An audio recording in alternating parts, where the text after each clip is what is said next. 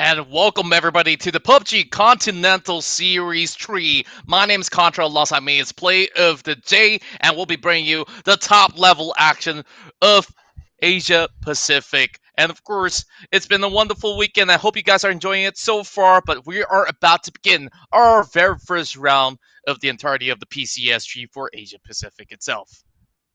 Oh, absolutely. And we are looking forward to seeing what this iteration of the PUBG Continental Series does hold for us all, ladies and gentlemen. And of course, we do have quite a number of the stacked teams all looking to take the lion's share of the 200,000 US dollar prize pool. Actually, it's going to be a bit plus plus there because of your generous contributions by buying some of these in-game skins. And of course, with that trailer, it's showing off some pretty nice PCS3 skins. So make sure that you do have a look at that, as there's also the Pick'em Challenge as well, where you can vote as to who you think is going to be the winner, and you can stand a chance to win some of these awesome skins yourselves.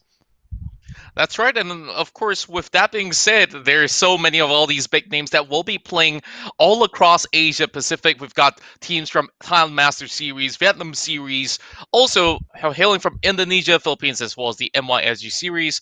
And this time we do include the teams from the Oceanic qualifiers itself, with Fury as well as Team Free Rocks on board.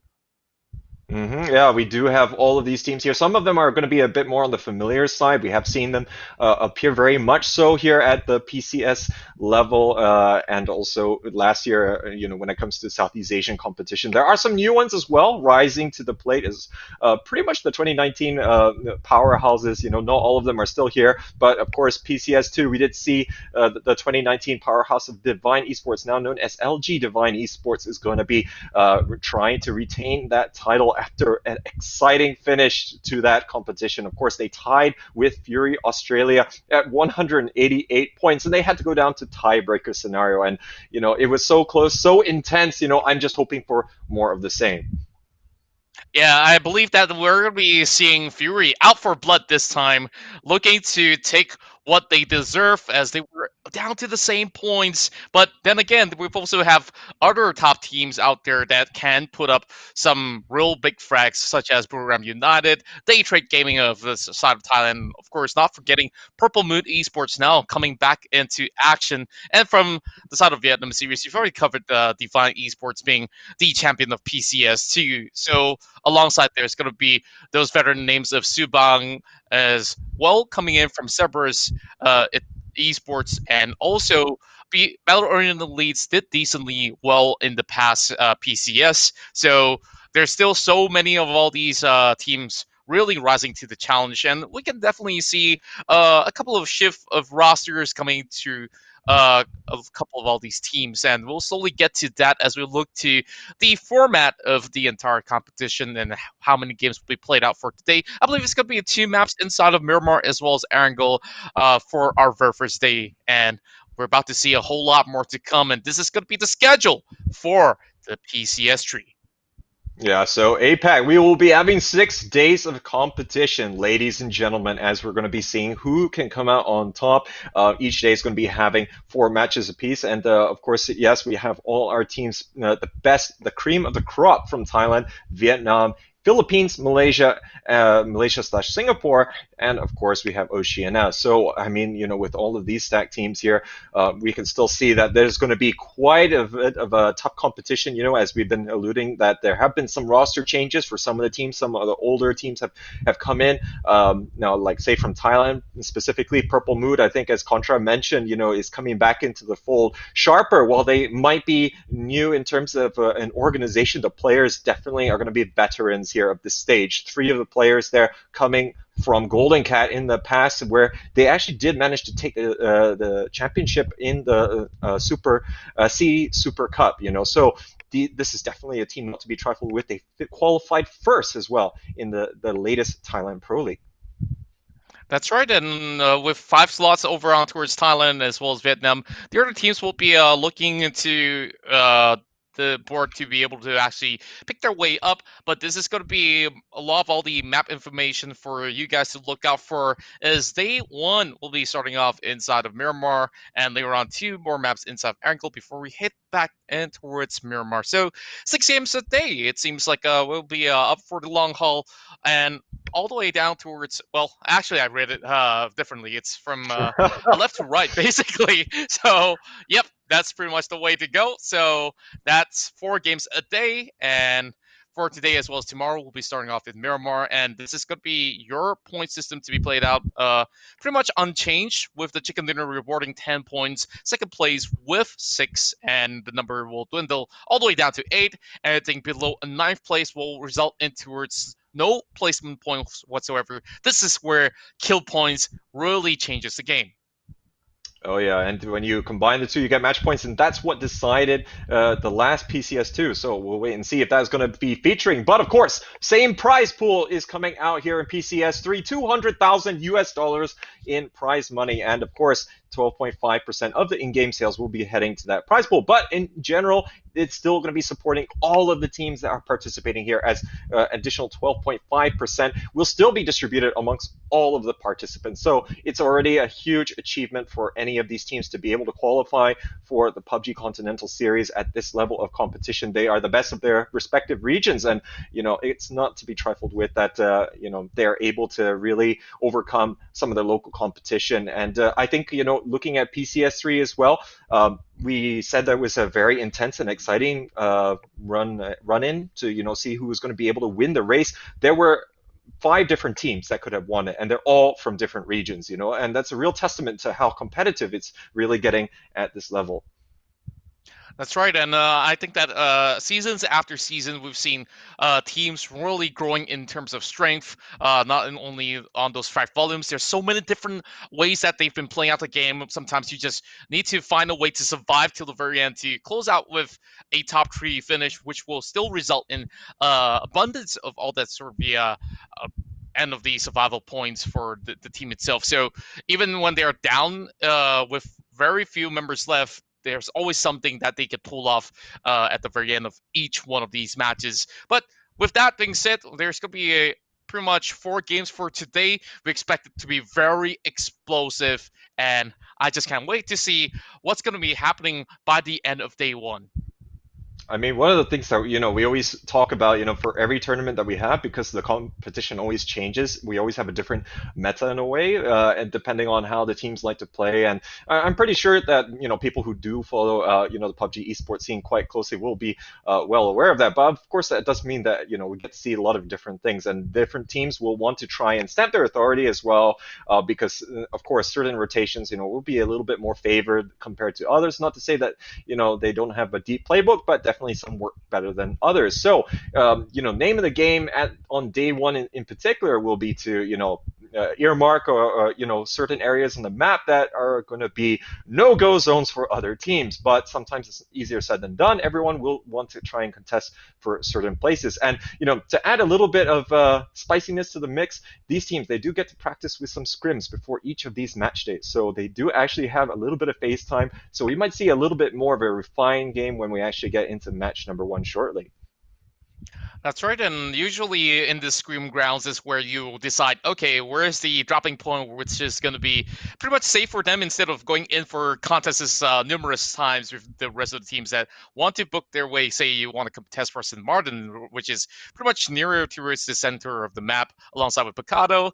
That's where you got to see what's like your win ratio. If you're not really going to be able to trade back on some of those Screams, then maybe you might opt for an alternative city to be starting off the entirety of the PCS3 run. So with that, we'll be looking to see how will the teams actually adapt to this sort of scenario if, say, game one's going to be that rowdy of like multiple teams dropping those cities. So game two, that's where they have to fix all the things that they have done back in game one. Absolutely, and I think everyone does want to try and hit the ground running properly. Now, of course, there are going to be 24 rounds to be played. but you don't want to falter so much on day number one. It can be knocking the wind out of your sails quite substantially if you're not able to, come to terms with the kind of competition and what they're going to be bringing to the plate. But I think most of the teams that we have here, they're going to be very seasoned veterans at this stage. We do have a few of the newcomers as well, which I think we sort of briefly touched about earlier on and during the pre-show. But I think just to highlight maybe some of them. I mean, we talked about Sharp already. Actually, they're not really newcomers per se. The players there are going to Hmm. be quite seasoned. Unicorn Cyber, I think Da Nang is actually going to be one of the newer ones coming out from the Vietnam side of things. Hydra Gaming also going to be featuring yet again. Or rather, this is their first time featuring. But otherwise, for the most part, everyone else here has been playing at the regional stage here for PUBG, and I think that they're just going to continue honing their skills. Some of them, maybe this is their second appearance, like say Magic Esports. So we'll have to see what they have to bring to the table this time around. That's right, and I'm looking forward to see what Unicorn Cyber can give, as they do have a veteran player by the name of Twans. We've seen him in a couple of all these teams previously, where he used to play for Divine Esports as well as Gam Esports back in 2019, 2017. So he's still a very reliable player to look out for, and of course, he does have pretty much an insane arsenal of firepower alongside with his teammates. So I hope that they could put up an upset right there. Not much have been known about this Hydra Gaming side from myself at the very least, as I have not really witnessed too much of their local scene. But we've already known Cerberus Esports as well as LG Divine to be that top team that will be hailing from their region itself. So we will expect a whole lot of all these sort of fragments for them. And interesting enough, we see from Indonesia, we got Victim Rise as well as From the Future. And at one point, Victim from the Future was a thing, but now From the Future has pretty much an entirety of a new lineup, I would say, with of course a couple more veteran names still on their side. It's definitely could be relatively interesting to see how would they cope with the pressure coming from the Vietnamese as well as Thai side, and not forgetting the Oceania region. And we've seen a lot of amazing talents hailing from New Zealand as well as Australia.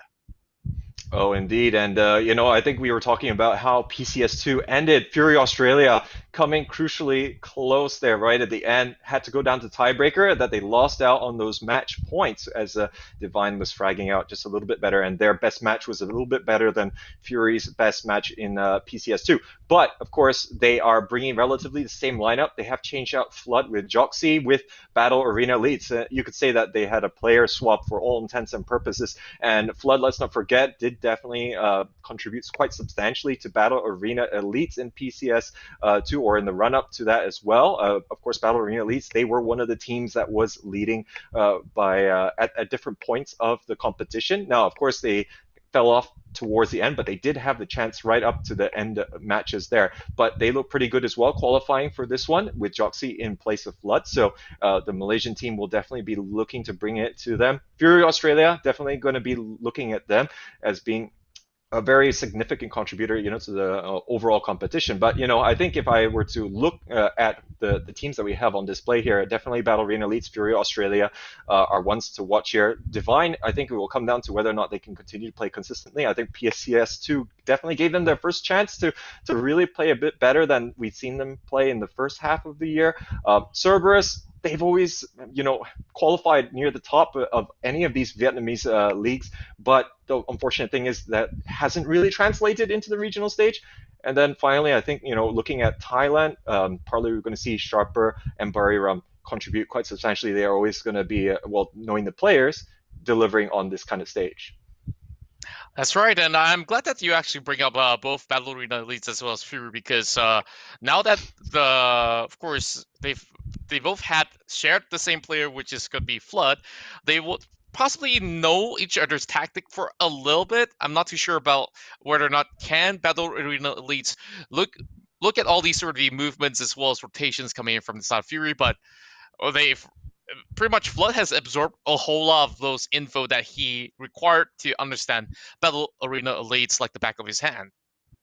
Oh yeah, I think of course there's definitely going to be this dynamic. But thing is, when we look at Battle Arena Elites, they haven't changed substantial amounts of their play style. I mean, in terms of like where they like to drop, it's just that they adjust it for when there's bigger competition, and then maybe they are just going to not try and fight these early games scenarios. But yeah, definitely Flood will have some of that inside knowledge, but it goes both ways. Joxy as well, of course, will be able to, really give a little bit of intel as to what Fear Australia likes to do. But I think, of course, there's a definitely close knit community amongst these top tier teams.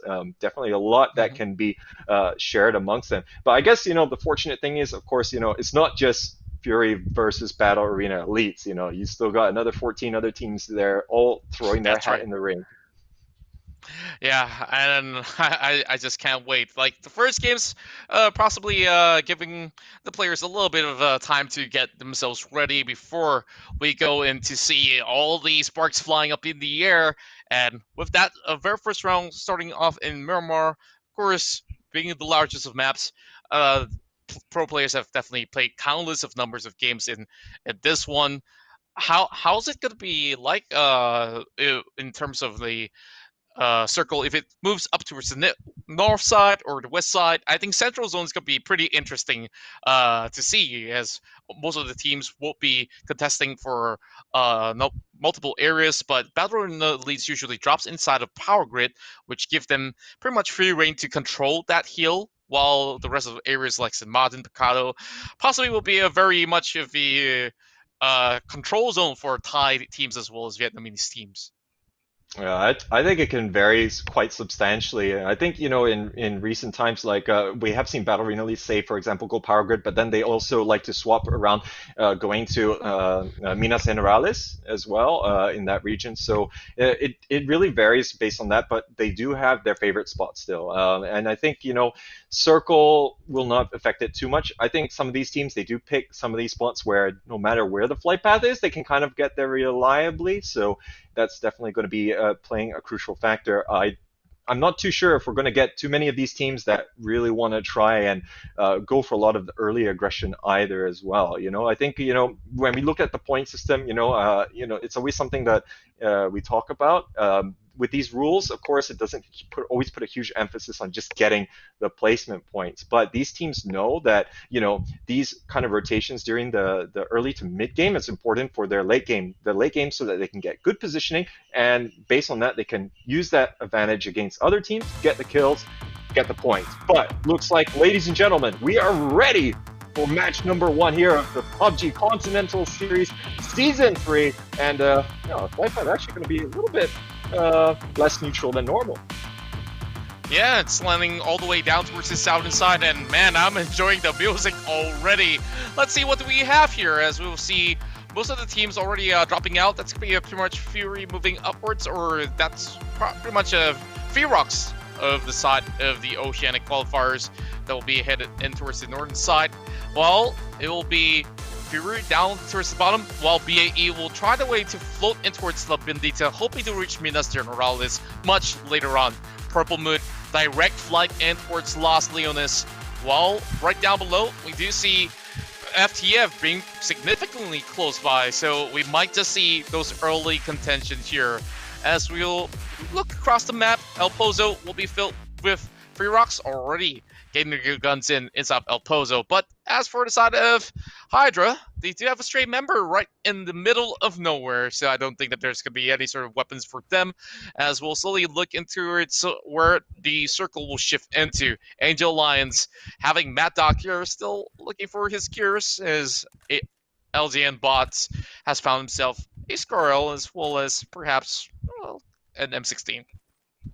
Yeah, so definitely good hauls to start things off, and it's good to see Mad Dog here at this stage from the Philippines. Now, no, typically we always see him play with Archangel in the past, but of course, recent changes means that he's with Angel Alliance. They managed to take over their rivals when it came to the Philippines qualifiers, so they're going to be proceeding onwards here. Let's see how Mad Dog is going to be performing with his team.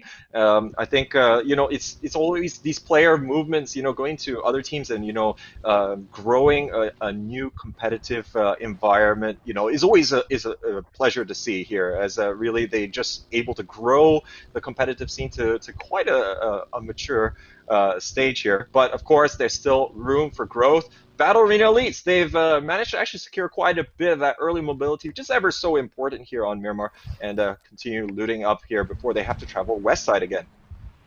Yeah, it's a real smart move to go in directly for those vehicles, and later on they'll have to head back to the east, though. So there should be a clear passage from St. Martin, but they have to look out for Magic Esports, as you can see that Tonkei and the rest of the other teammates are already circulating around that highway section. So Victim Rise takes over the power grid area, and pretty much a long haul passage for the rest of the teams that are from the south side and the southeast as well. Okay, Yeah. we got a Oop. situation, and we're back on. All right, crisis averted right there as Angel Alliance going to continue onwards here. And yeah, I think looking at the kind of circle that we have here, a lot of the teams, they already have some decent positioning, so they're probably not going to be rotating too quickly. But I think, yeah, there's still going to be quite a number on the eastern and the southeastern side, which might want to move into the pockets of space that do present themselves. But they pretty much have to go through Valley de Mar unless they are going to be taking some extraordinary risks that just might not be good for them. Buriram United, of course, going to be one of those teams. And now they actually are one of the teams that perform incredibly well as well at PCS2. And they were actually in third place, 8 points from Divine and also Fury. So they're going to be fancying their chances. They are solidifying their presence on this regional stage the whole of 2020. And, they've been crying out to, win it all. Yeah, they've been looking to make their mark, and in their local run, they have always been able to find their way in towards the top brackets. And, well, what we're seeing here is going to be LG Divine having a little bit of sprint off here against the likes of Hydra, as a couple of exchanges have already begun inside of their own vehicles, trying to actually pop out their heads to be able to trade right back. But Mickey's going to be able to get a little bit of the coverage, sure, with that compound that they've just secured. But Levi's on top of the hill, keeping up with a little bit of pressure, and some damage has been done right down below towards members of Hydra. Yeah, gonna let them know who's boss here, as they're gonna be having that good vantage point. You can already see Levi's getting to work there on the tires, gonna be really restricting their ability to get some swift rotations in there, or at least make it more risky, as that's one less reliable vehicle that they have in their possession to really get through. That actually might be the only vehicle that they have, as that's gonna be a little bit of a bummer here, as their hopes for this game might be slightly deflated. Whoa, such a risky move coming from Rabbit Zan. And LG Divine, they got them all wrapped around. This is not going to be any sort of a good scenario for the side of Hydra. They cannot move out from this compound, even if they'd like to do so. The only good news that they can take from this is that there's zones right on top of them, as they could still play through the first and second phase. Yeah, indeed they can. So, of course, that's always going to be the name of the game for these teams that do find themselves in these chances. Juno off screen, though, is going to be able to take on Hydra, and or no, actually is on screen. And at the very least, he does have a little bit of coverage here, and the smoke grenade going to be coming out for good measure. Do want to try and get them in. Now, we can already see a lot of the other teams on the map here are going to be making their rotations. Buriram taking the coastal road. We're also seeing the likes of Fury as well. Make a more direct approach. But for the moment, I think Hydra, they just have to really try and prevent themselves from taking too much damage. I think they just saw that there's a little bit of a gift coming here to their fellow Vietnamese opponents. And it's really tough when it comes down to all these sort of civil warfare, and with them really not wanting to back down as well. It doesn't really matter if you're from the same country. You just want to secure the most points at the very end of the day to win it all in the PCS3. Now, that's going to be the first crate already dropping pretty close by, but nobody's going to be able to actually move out from the side of Hydra to be able to get those loots in. Fury now moving in towards Chumacera, and they won't really see too much of the action going on just about yet, so they could definitely go in for a little bit of restock, as well as a little bit of a scouting down for them to secure before moving to the next checkpoint. Yeah, and they do want to collect the information because Fury is definitely one of those teams that will take the fight to others. They're not going to be afraid of maybe these very strong teams from Vietnam and Thailand. I think now they have really fancied themselves as being on par, if not more, if based on their performance from PCS2 is anything to go by. So they'll be looking to really try and solidify themselves here. And the playing field, as we were talking in the pre-show, has really leveled here. It's just so many teams coming from all different regions able to compete. Battle Arena Elites, I mean, they've been featured quite prominently there for the Malaysia, Singapore region. Of course, for Indonesia, Victim Rise, as you were talking about them earlier on, they were the original From the Future squad, and of course, all signed by Victim. And actually, they came in fourth position as well, in that PCS2. So that is an amazing achievement. They were kind of scraping the bottom of some of the earlier tournaments at the start of the year, but they have really Hmm. managed to also put themselves right up there together with Fury and buck some of these longer trends ago.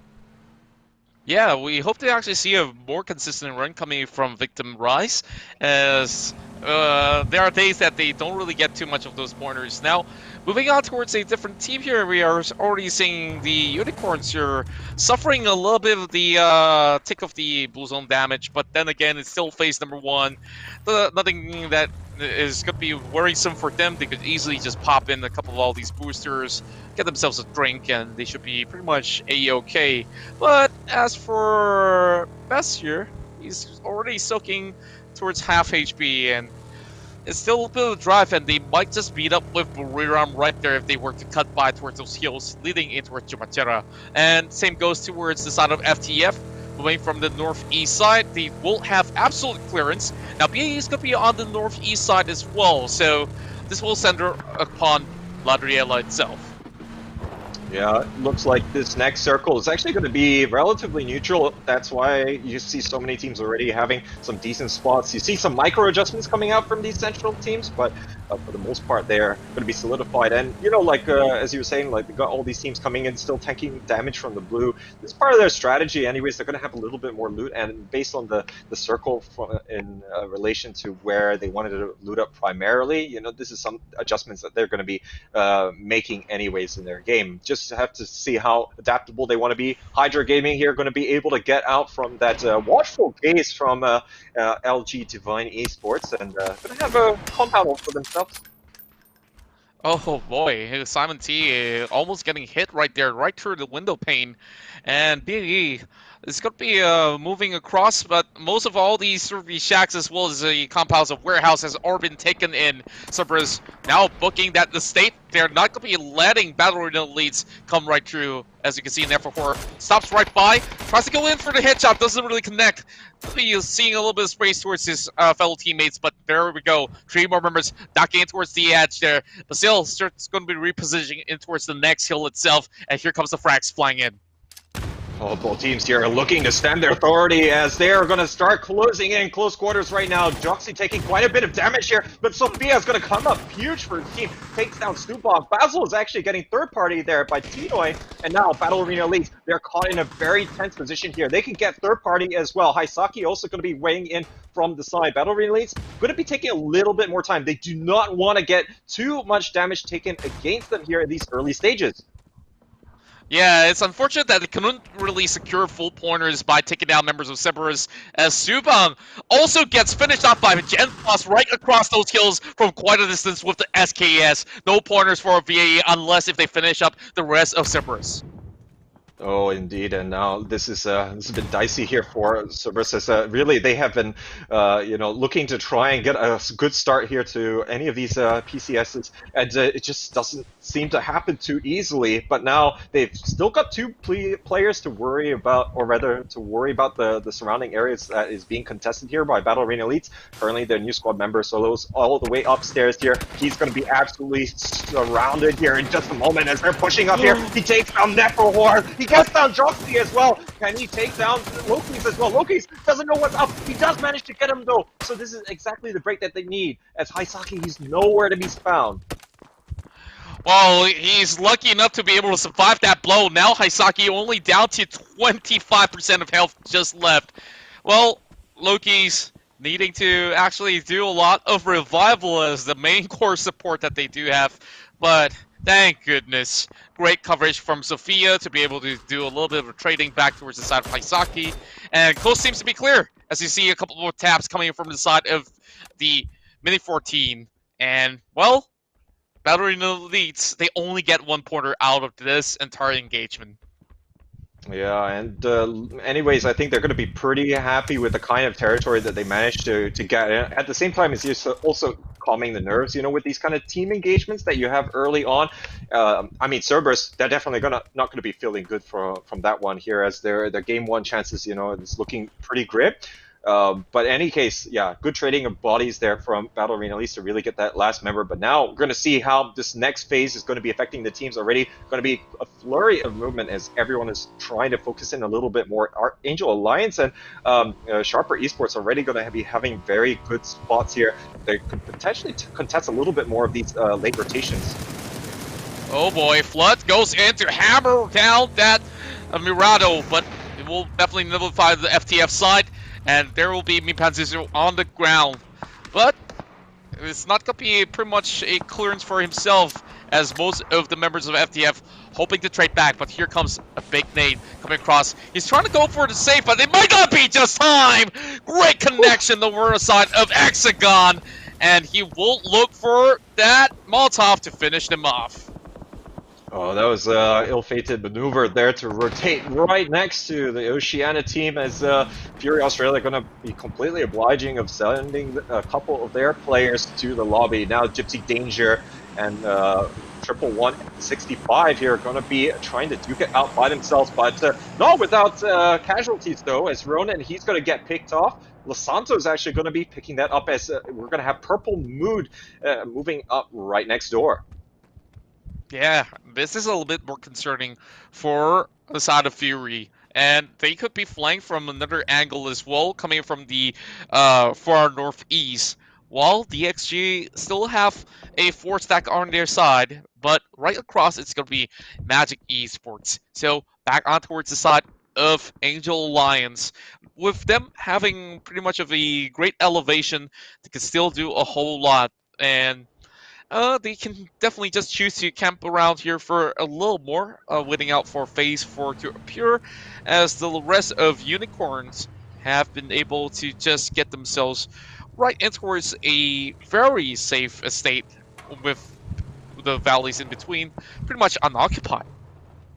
Yeah, they're kind of on the extremities relatively compared to a lot of these other teams, and we're just gonna really be playing the catch-up game. I mean, we saw them tank quite a bit of blue damage. I think they're just gonna be very content to just last a little bit onwards here. Definitely one of these teams which I think we were, of course, saying earlier on that they're new to this regional stage, so they want to have a solid footing going into it. But yeah, anyways, it's always going to be a process of trial and error, and they're going with this strategy first, so I can't really blame them too much. They're going to see what Phase 4 is going to be presenting them with. Oh, wow. It seems like Buriram as well as Purple Moon will have to squeeze in. Fury does have a little bit of the time here for them to actually move right through, as Purple Moon is currently being bombarded with a whole lot of bullets coming from 80 towards Boston's. And as for FTF, still looking to just slide right in towards the corner of the eastern side. So we're expecting a lot more action coming in towards this Phase 4, and it starts with Ikikamukao taking down Los Santos. Oh yeah, they're actually getting the better of these exchanges. Purple Mood, again, trying to move in a little bit more. It hasn't been working out for them, and now Fury, they're well on their way in terms of the kill department. Have already 2 to their name. Angel Alliance trying to make use of their position here, not able to land the shots there onto Gypsy Danger at that long range. Can't really blame them too much, but this is where the kind of positioning we're seeing from the Filipino team really come into effect here. They're covering quite a bit of map control at the moment, and that's going to force these other teams to fight each other. This is already critical mass here. There's just not a lot of space for everyone to cram in together. And Buriram is going to be looking to pick on Purple Mood for the second time coming. Try to get those alignments of shots, and there we go. That vehicle is going to be smoking up, then that pickup truck might just actually blow in time. And Maxi We'll find a connection. Rocky goes down, gets the kill secure. Canaxi's dropping this big frag. It might just actually connect towards this moment, needing to reload, and it might just be it. Oh, perfect Oh! one! Drop it straight to it, and Purple Moon, the first team to fall. Well, excellent Kobe right there from Conaxi, and he's going to be taking down his fellow countrymen as, yeah, we do have our first team exiting. It looks like Purple Moon Esports not able to have a successful first game return to this regional competition, but now we'll see if they can try and pick themselves up a little bit later on. In the meantime, Battle Arena Elites, they're starting to get that map control for themselves as well. This is the moment where, you know, they like to take a lot of these advantageous engagements, and you can already see that they have one eye on to Magic Esports. They're a little bit further away than Hydra Gaming, but I don't think they spotted out the closer team just yet, but that's not going to stop them. Sophia, though, he's going to take a bit of damage for not being spotting them, but again, Hydra Gaming, they're exposing themselves here. They have to move in. This is going to be a very painful gatekeeping scenario for them. Yeah, and speaking of which, the pain has just arrived, and Loki's got that shot towards Twan Robo. Though there's going to be a little bit of movements coming across, Conaxi's going to be able to catch out inside while he's at it.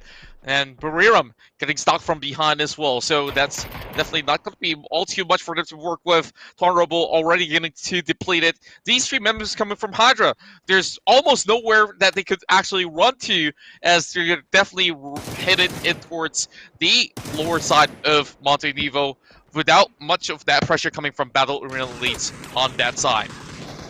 Oh, wow. Fury actually getting eliminated early on here, just getting picked off.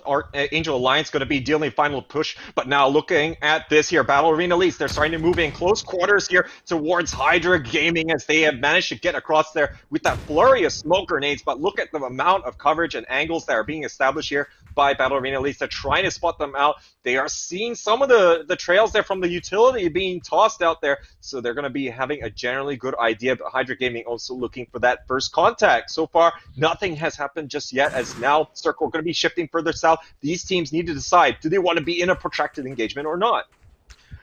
Well, they really got to decide quickly because there's not much time left for Phase 5 here. There's only about 35 seconds. So once they actually finish off the engagement, that blue zone's going to close directly at it, which will chunk out their health. And if they're pretty much running on a low, they have to be running for their dear lives, or else it's better to just back off and get prepared for the next zone itself. But Loki's, he might just be able to actually flank from the edge of the circle itself.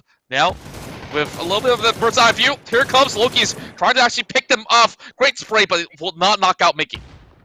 Oh, in the meantime, Nephor, he goes down from the frag grenade, and it looks like IGL is going to be down for the count as he bleeds out, and we're going to see Loki's actually pulling all the way back. Not able to get the knock there. I think that might have influenced their decision to pull out a little bit here, as, of course, Blue Zone is starting to close on them. They're planning their strategic withdrawal here, but that's going to be opening the door here for Hydra Gaming. They know that the avenue there for Nephor was relatively clear after being able to eliminate him, and he was not getting picked up, but now the shots here from Sophia in the blue zone. He's going to be able to take down Simon T here. Two more going to be able to take down Sophia with that little bit of trade. Now Loki's and Joxy actually they're getting out of dodge here, so they're going to be playing the longer game. Yeah, this is what I was talking about with this sort of committed engagement. It might not fare well for either side, and both sides actually losing too in that sort of exchange. It's not going to be looking good at all. LG Divine actually getting a couple of frags in the form of Ferox, and same goes to DXG. They do get one pick right across the map. Now see, trying to connect those shots of DSLR, has to go in for a reload, and June is not around the corner for them to be able to pick up for the moment. And here comes Ferox, just hiding right behind the side of DXG. Maybe he could actually dish a little bit of that backstab going on. Oh, now we have Victim Rise here in close quarters. They're starting to take the fight to two of the Angel Alliance players, and they are being held back quite a lot here. Genfalls is down on all fours at the moment. They should be able to get off the res, but currently the Filipino team is still piling on the pressure. None with 1 HP. He's going to be thanking his lucky stars. He's still standing, but Angel Alliance, they need to congregate their players here ever so much if they're going to try and handle this Victim Rise team. Currently, it's a little bit too narrow, but oh, they do have the high ground as well, so that could really weigh in quite substantially. But off-screen, Sharper is wiping out the entirety of Hydra Gaming. Wow, this is a whole lot of long taps coming from FTF towards members of the side of BA. You can look at the line of shots coming from the mid all the way to the edge. And right now, with Sharper leading with that 6 point after taking out some of all these big teams, Angel Alliance, though they might actually have a little bit of that compound to their favor here against Victim Rise, the circle is not going to be giving them all too much for phase 6. So they're still going to be needing a little bit of room to dash off. But Victim is already trying to find a way to move right off it. Evil Patrick sends a little bit of that info in. But nothing too substantial coming in from the side of Angel Alliance. But Mad Dog, he's prepared for this flank. Yeah, he's trying to just spot out Victim Rise as best as he can to make sure that his players don't get overwhelmed just yet. But of course, Blue Zone is already on the way, and he's going to have to make a decision. And he's already starting to plot out his next move, just quickly checking his back, make sure that he's not going to get closed in too soon. But now they can see Victim Rise. No time left. They're forced to move here, and they're going straight into the gunfire there from Angel Alliance, currently getting into a better position. Evil Patrick moving uphill here to get into that spot. Mad Dog finally able to take down Genfos. Wow, perfect position. He goes in towards the lower ground, giving up his previous position, and now Evil Patrick's going to be able to get a couple of line of sight. And this is going to be BAE trying to butt in, and they have no clue that they're walking straight in towards the other few members inside of Victim Rise as well. So, with that being said, we're going to be moving towards a different angle. It's Dave right here with Puchios trying to annihilate the rest of Unicorns, as that will be a perfect line of sight, but he won't be able to land those shots as those bushes as well as the trees is pretty much on his way. And with that, Battle Arena Elite crashes out at 11th. It is getting absolutely insane here as we're all centered around this crater. Right in the middle is going to be Daytrade, and they're going to be exacting quite a bit of pressure here onto everyone else. Daytrade does have all 4 members. They don't have any kills, but again, you know, that's the power of having this kind of positioning here. You're forcing everyone else to clear themselves out. Angel Alliance, they're facing quite a bit of problems here. Evil Patrick, he's able to get the heal off in that situation, so that's going to be boding pretty well for his team. But currently, Bariram, they're going to be in close quarters. And, you know, all these teams are really forcing a lot of these gatekeeping opportunities, sometimes to their detriment. But Bariram United, they have to fight here. They have to go big, or they're going back to the lobby. My goodness, look at how many nades as well as utilities they have already used up. But in Mad Dog, he's taking the lower ground. He tries to challenge Godmail. He knows that he's just right above, so he's going to be sending an immediate nade right down in towards his area. And with that, that Molotov's going to be giving him a little bit of hindsight. Godmail will have to fall back, but Kanaxi, he's looking right through to see where exactly are these tosses coming from. And with Nan cutting right by, he can still find a little bit more room for phase number 7, but Angel Alliance, they are looking for this full commitment. Oh, Mad Dog, he's looking to punish here with the smokes right into their face. They can't see him. He takes out one, but the trade is instantaneous here. And now only Nan is going to be left here for Angel Alliance. Carly, Kanaxi, and Eddie, they're still in great positions here to really deliver. But currently, they have been decimated quite substantially. But this 2v1 could be the icing on the cake here for this engagement. And they're going to clear out all of Angel Alliance as they're going to be progressing onwards. But look at the crossfire being established here. But Bariram is still alive. All 4 members, of course, excluding one of them who just dropped out, it will be them securing an 8-pointer in the blink of an eye from 4. And with Daytrade now marching up the hill, they have left those compound areas to just hit in towards this direct battle, and they will be able to find Victim Rises Genfos. Now with Flash cutting right through, he's still finding difficulty to actually get the connection towards the side of Gabriel, but it's 3 versus 3, and Edie looking to salvage and pick up whatever is necessary for this long haul of a battle against Daytrade. Oh, but Daytrade, they're getting in close and personal. From the future, they're going to be taken out first as this multi-way fight here. Bariram is still trying to survive, but currently they're all closing in. Flash and Nurins here are going to be able to get a couple of knocks there. Eddie's the last player left. He's going to try and pick up what he can. Marines goes down, but he can't stop the tide of Daytrade pouring up over the top, but they've taken losses themselves. Currently, they have 1 player down on the ground and 1 down for the count.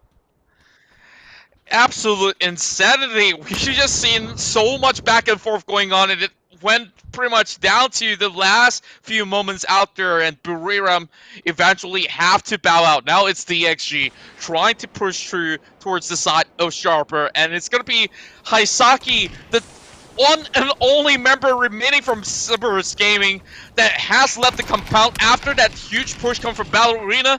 He'll be having the last laugh, well, as he's still on his hiding, but with Puchu as well as Zigzag, they are pretty much looking for this sort of close range action. Long K!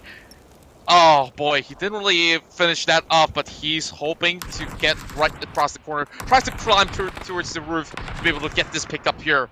But members of side of Sharper, they don't seem to have much time left.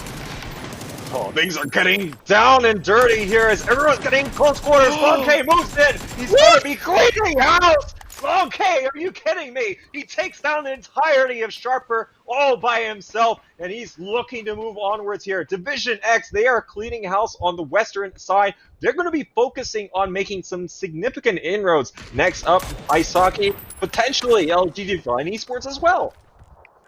3K for Long K, and look at how he just flicked triple directions to just put them all to sleep. That itself is something that you don't get on the daily, and it's only offered here in the PCS3 of APAC. Now Long K looking for another frag, gets traded off, 30% of health left on the back, and he will have to pop that first aid kit, while Hisaki still hoping to squeeze in towards top 3 all by himself. Now Victim Rise playing a little bit defensively just by the edge, but Daytrade on the other corner here will have a little bit of high ground vantage point for them to just look upon the rest of the members remaining from the side of Sharper.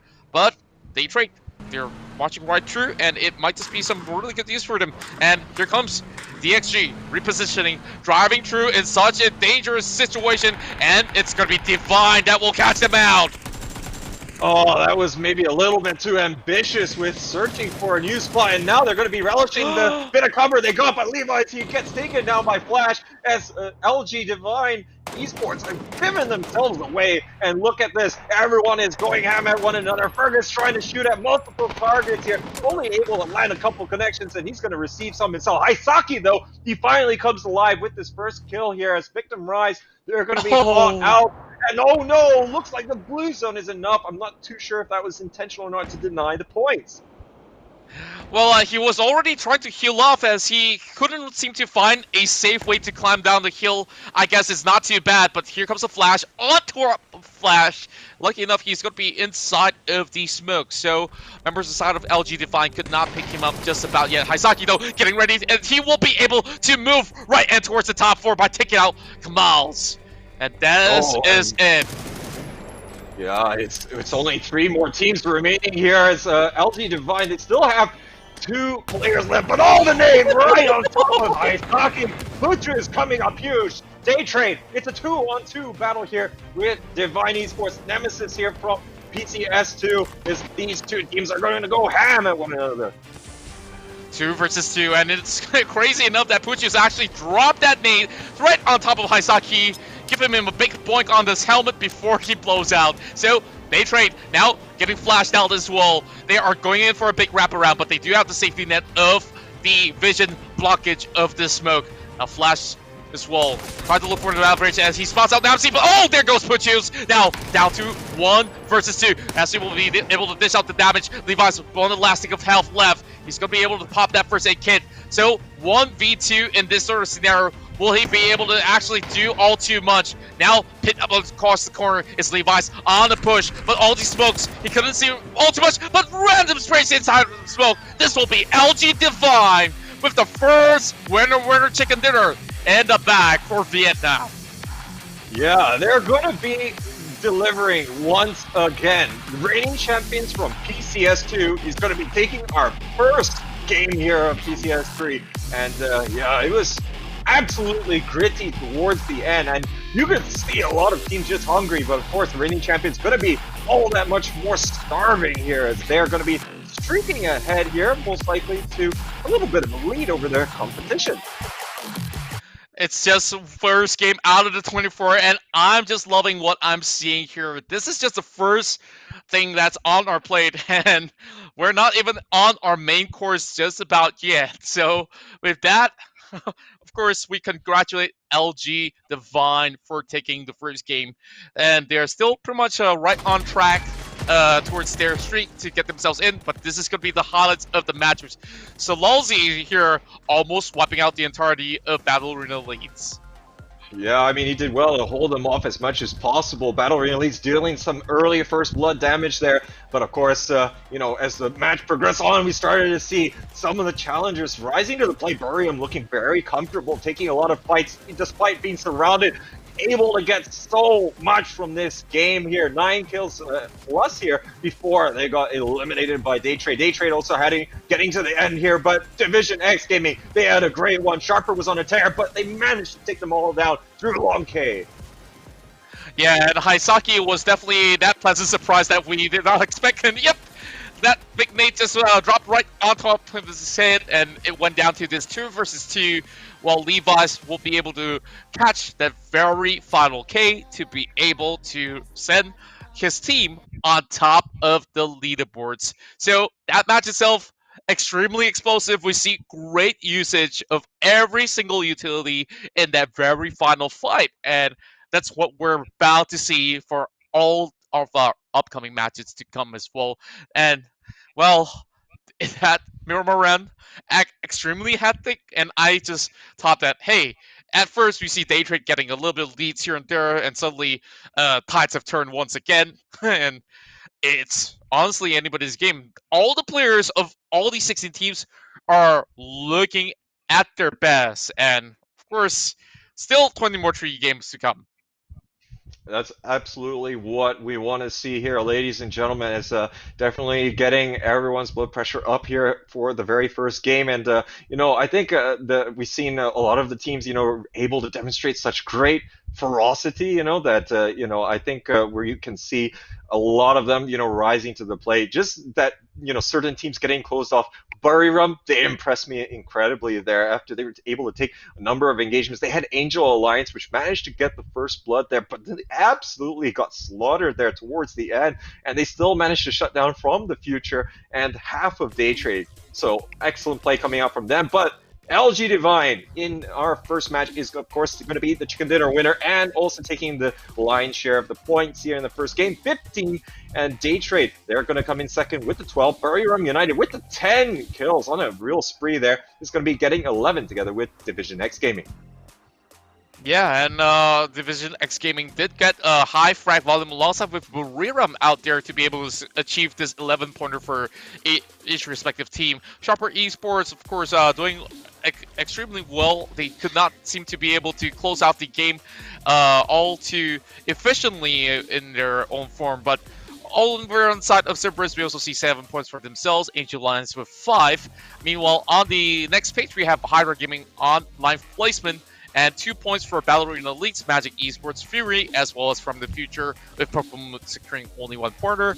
As for Ferox as well as Unicorn Cyber Gaming, they'll still need to get more points in these upcoming matches. Absolutely, but that is only game number 1, ladies and gentlemen, so we still have got plenty more in store.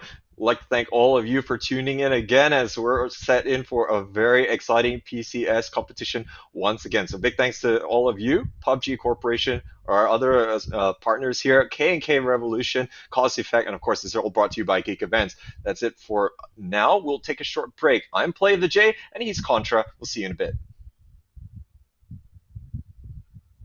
And like its predecessors, will feature a Pick'em Challenge full of hot new rewards.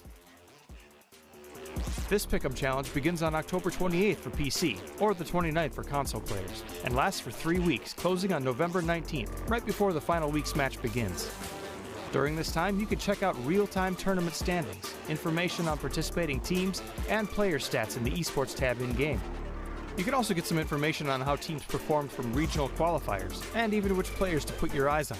So get the information you need here and increase your chance to win. As before, the challenge has 2 events, Pick the Winner and Team Face-Off. Pick the Winner lets you predict the overall winners from each region. Placing a vote here requires a voting coupon, and you may only vote for each team once. Successful predictions will earn you 100,000 EP per region, for a maximum possible 400,000 EP and bragging rights if you manage to guess them all. Voting coupons can once again be obtained by purchasing PCS3 items, up to a maximum of 14 coupons. You can also get a free coupon by watching PCS3 live streams, which we'll get into in a moment. As always, your purchases directly support our great teams, with 25% of PCS3 item profits distributed to teams across the 4 regions. Profits will be split between supplementing the overall prize pool and being distributed equally among participating teams. Show your team spirit and increase your chances to win by picking up the new PCS3 gear. Our second game is Team Face-Off, a free way for you to earn EP by picking the winner between 2 rival teams. You can make a pick for each face-off without any coupons or purchase necessary. EP prizes here are once again weighted based on how many votes each team has gotten. Voting for the underdog may be risky, but it also might just earn you up to 7,600 EP if your team claims victory. We've added a small quality of life update this time around as well, letting you see how many voting coupons you have and which teams you voted for in the event summary page. You can now also claim all your rewards at once, making life a bit easier when you win big. Want to earn your free voting coupon and some EP?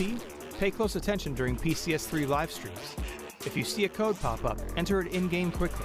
Doing so will earn you your 1 free voting coupon for the tournament. Easy, right? Well, as long as you're faster than everyone else. You can also add some additional EP to your wallet by watching for Twitch drops and quizzes. Twitch drops are now available on both console and Steam accounts. To participate, make sure your platform, Twitch, and PUBG accounts are all linked, and watch PCS3 on Twitch. You can get started easily by visiting accounts.pubg.com and logging in or creating your PUBG account if you haven't already. From here, you'll have easy access to link your accounts. Once linked, you can earn up to 30,000 EP just by spending time watching the PCS3 action live on twitch.tv/PUBG. Finally, just like PCS2, random quizzes will sometimes appear during the PCS3 broadcast on the PUBG Global Esports Twitch channel. Answer some questions right, and you'll get some EP. Now that you've earned a ton of EP, you can purchase your various PCS3 exclusive items from the esports shop. You can claim your earned rewards starting November 24th and can spend EP in the esports shop until December 9th. PCS3 is starting up soon, so now's a great time to do some research and plan out your strategy. All 4 PUBG regions are participating, and the more you watch, the better your odds of scoring unique skins for your own matches. We know it's been a tough year for many, but you've helped make 2020 a great year for PUBG Esports, and we're excited to close it out with our best tournament yet. PUBG Esports, PCS3, and the Pick'em Challenge. Get in on the action today.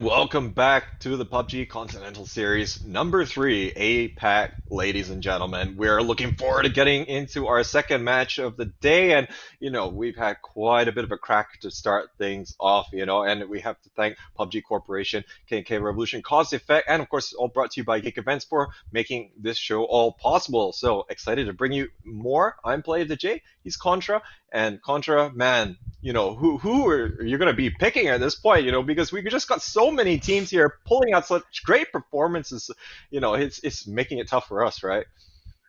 Yeah, it's definitely going to be extremely tough, but if you guys have EP to spare, you got to put it on Divine Esports on that first round. You got to give it to them on how well their executions were to close off the entirety of the game with that big chicken dinner for LG Divine Esports. So, things really were down to the wire between most of these teams, and Buriram were looking at their finest to take on most of the other teams out. They managed to secure 10 kill points in that round itself, but it was the rest of day trade that came from the lower grounds to swing them by and close up the entirety of Buriram to stop them from that hot streak that they've garnered. And it went down to that big crater right in towards the corner of Ladriela to be pretty much the deciding factor. And let's look at the top 5 damage charts out there, and it's got to be Gotmail that delivered pretty much a monstrous 715 damage out there alongside with Edie, both from Buriram. Yeah, and then Haisaki contributing substantially here for Cerberus, and of course we had Tinoi from Sharper, and of course IQ 500 from Division X Gaming. Yeah, and all these teams, they were really duking out there towards the end. Haisaki, okay, he was the only player there from his team, but he stood up and made sure he was counted right until Nade fell right in front of his feet there, which is they're going to be putting him 6 feet under, but still coming up big there as the typical fragger there. It's going to be playing the survivalist role, it would seem, in that first match. Yeah, you can see in the top 5, it's only consisting of the Thai side as well as the Vietnamese region. So we'll be seeing more to come coming from the rest of the APAC to be joining alongside the ranks in terms of damage, and maybe some of all these kill outputs by the end of the day to see who will be our top 5 fragger for day number 1. And of course, all of this is brought to you by PUBG Corporation, and not forgetting Ken Revolution, Cost and Effect, as well as Geek Events for providing us this perfect stage to just get all these pro players out there to perform their level best. And man, that's inside Miramar game number 1. We're still having another Miramar run here in game number 2. And now that they've already witnessed what could possibly happen in game 1, I'm pretty sure teams that may not have garnered as much points will be able to replan their strategies to actually get a better execution of things to hit in towards the later stages of the phase. But what can you take out of game 1, Play with the J?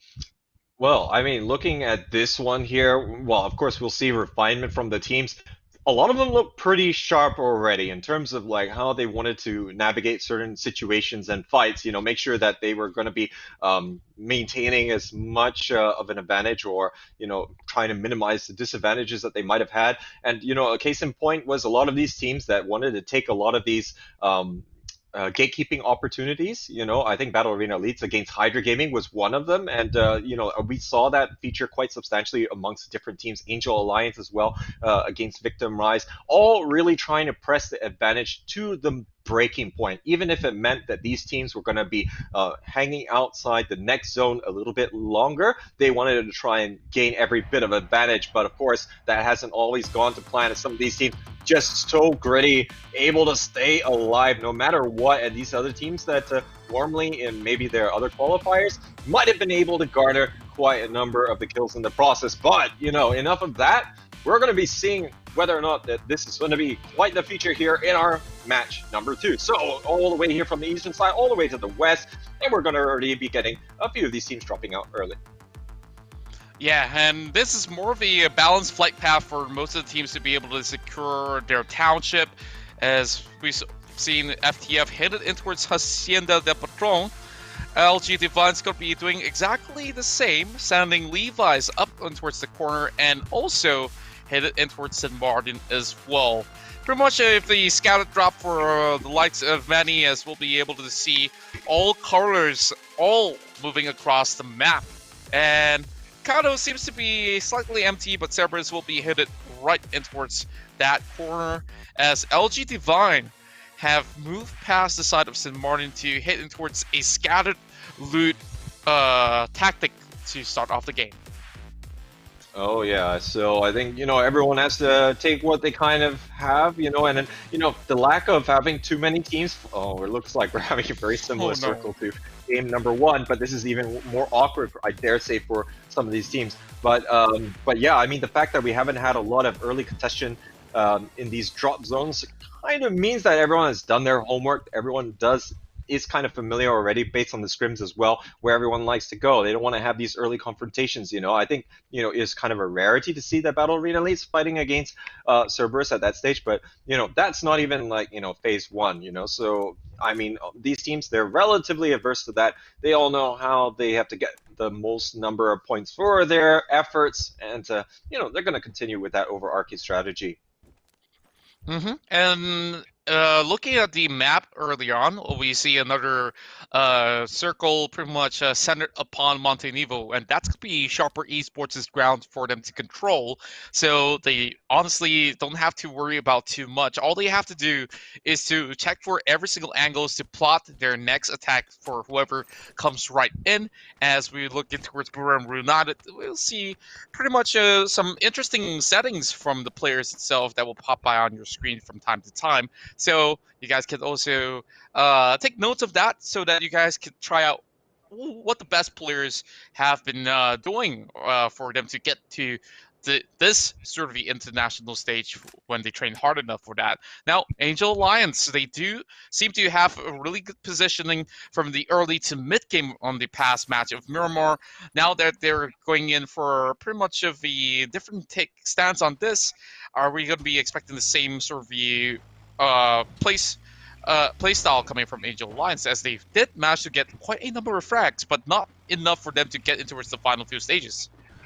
Yeah, Angel Alliance, they did have very good positioning and tactical decision making. I felt in that one. They carefully managed to maneuver around into the mid game. They had the 2-2 split on high ground behind, closer towards the center of the circle as well. And they managed to fend off all these challenges from Victim Rise over an extended period of time. And that's a lot of coordination. And just not letting any of their players get knocked down is going to be paramount right now. Still trying to take advantage of positioning that they might have over teams.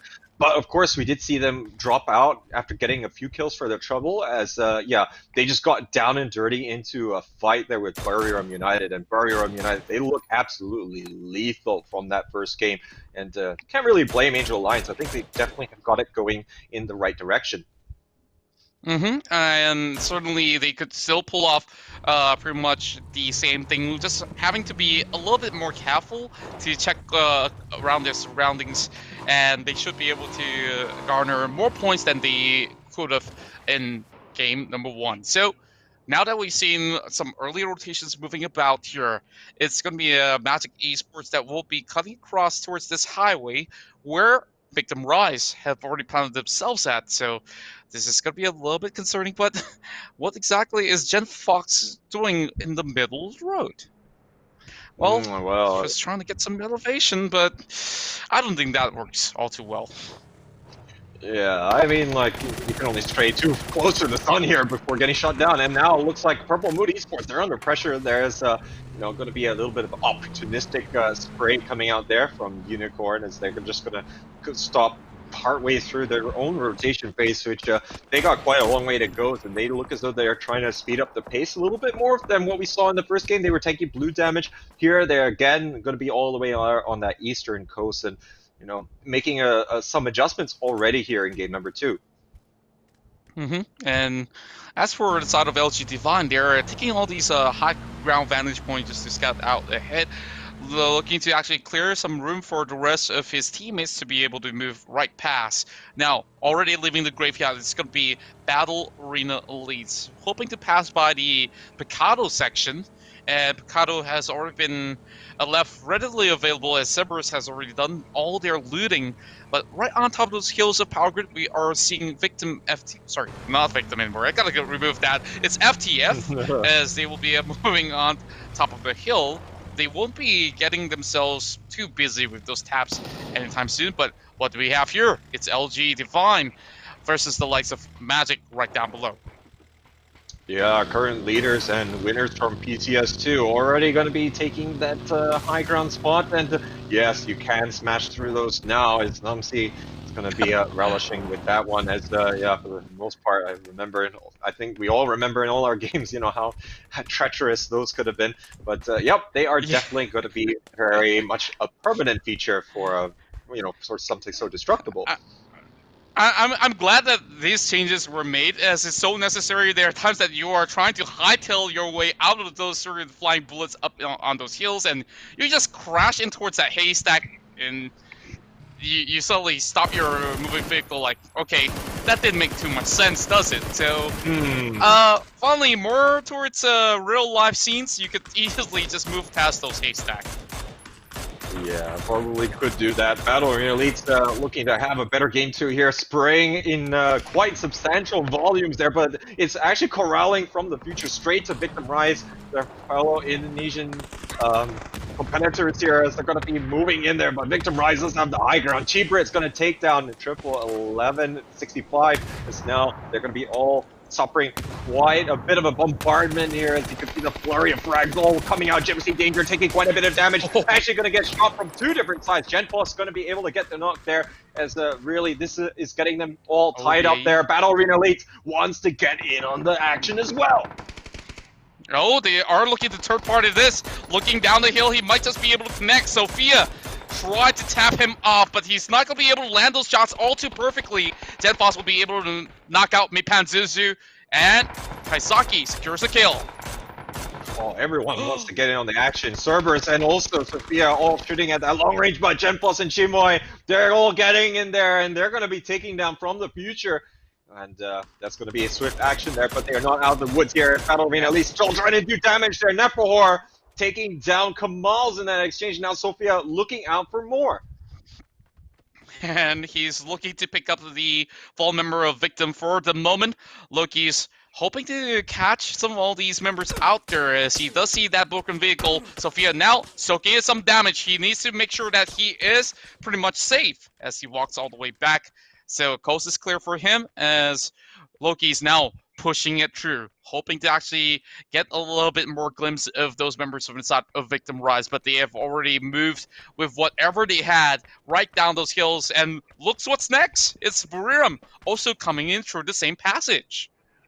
Parlay don't want to get in their way, judging how they are playing so far based on that first game. But yeah, I think Battle Arena is just going to be happy with getting a little bit there for their trouble. I think after getting some of the third-party fire, not able to isolate them too much, they don't want to get too stuck in at this point. Anyways, you don't want to get into a fight just before the circle reveals, and circle is revealed to be moving a little bit more to that western side. It's actually covering quite a bit of unplayable area as well, so that's going to be something all these teams have to think about, and it's whether or not that they try and pile all the way through these teams, all the way on the eastern side, Battle Arena at least included, because they could actually go all the way around. There's going to be quite a bit of unoccupied territory, as many of them can probably guess.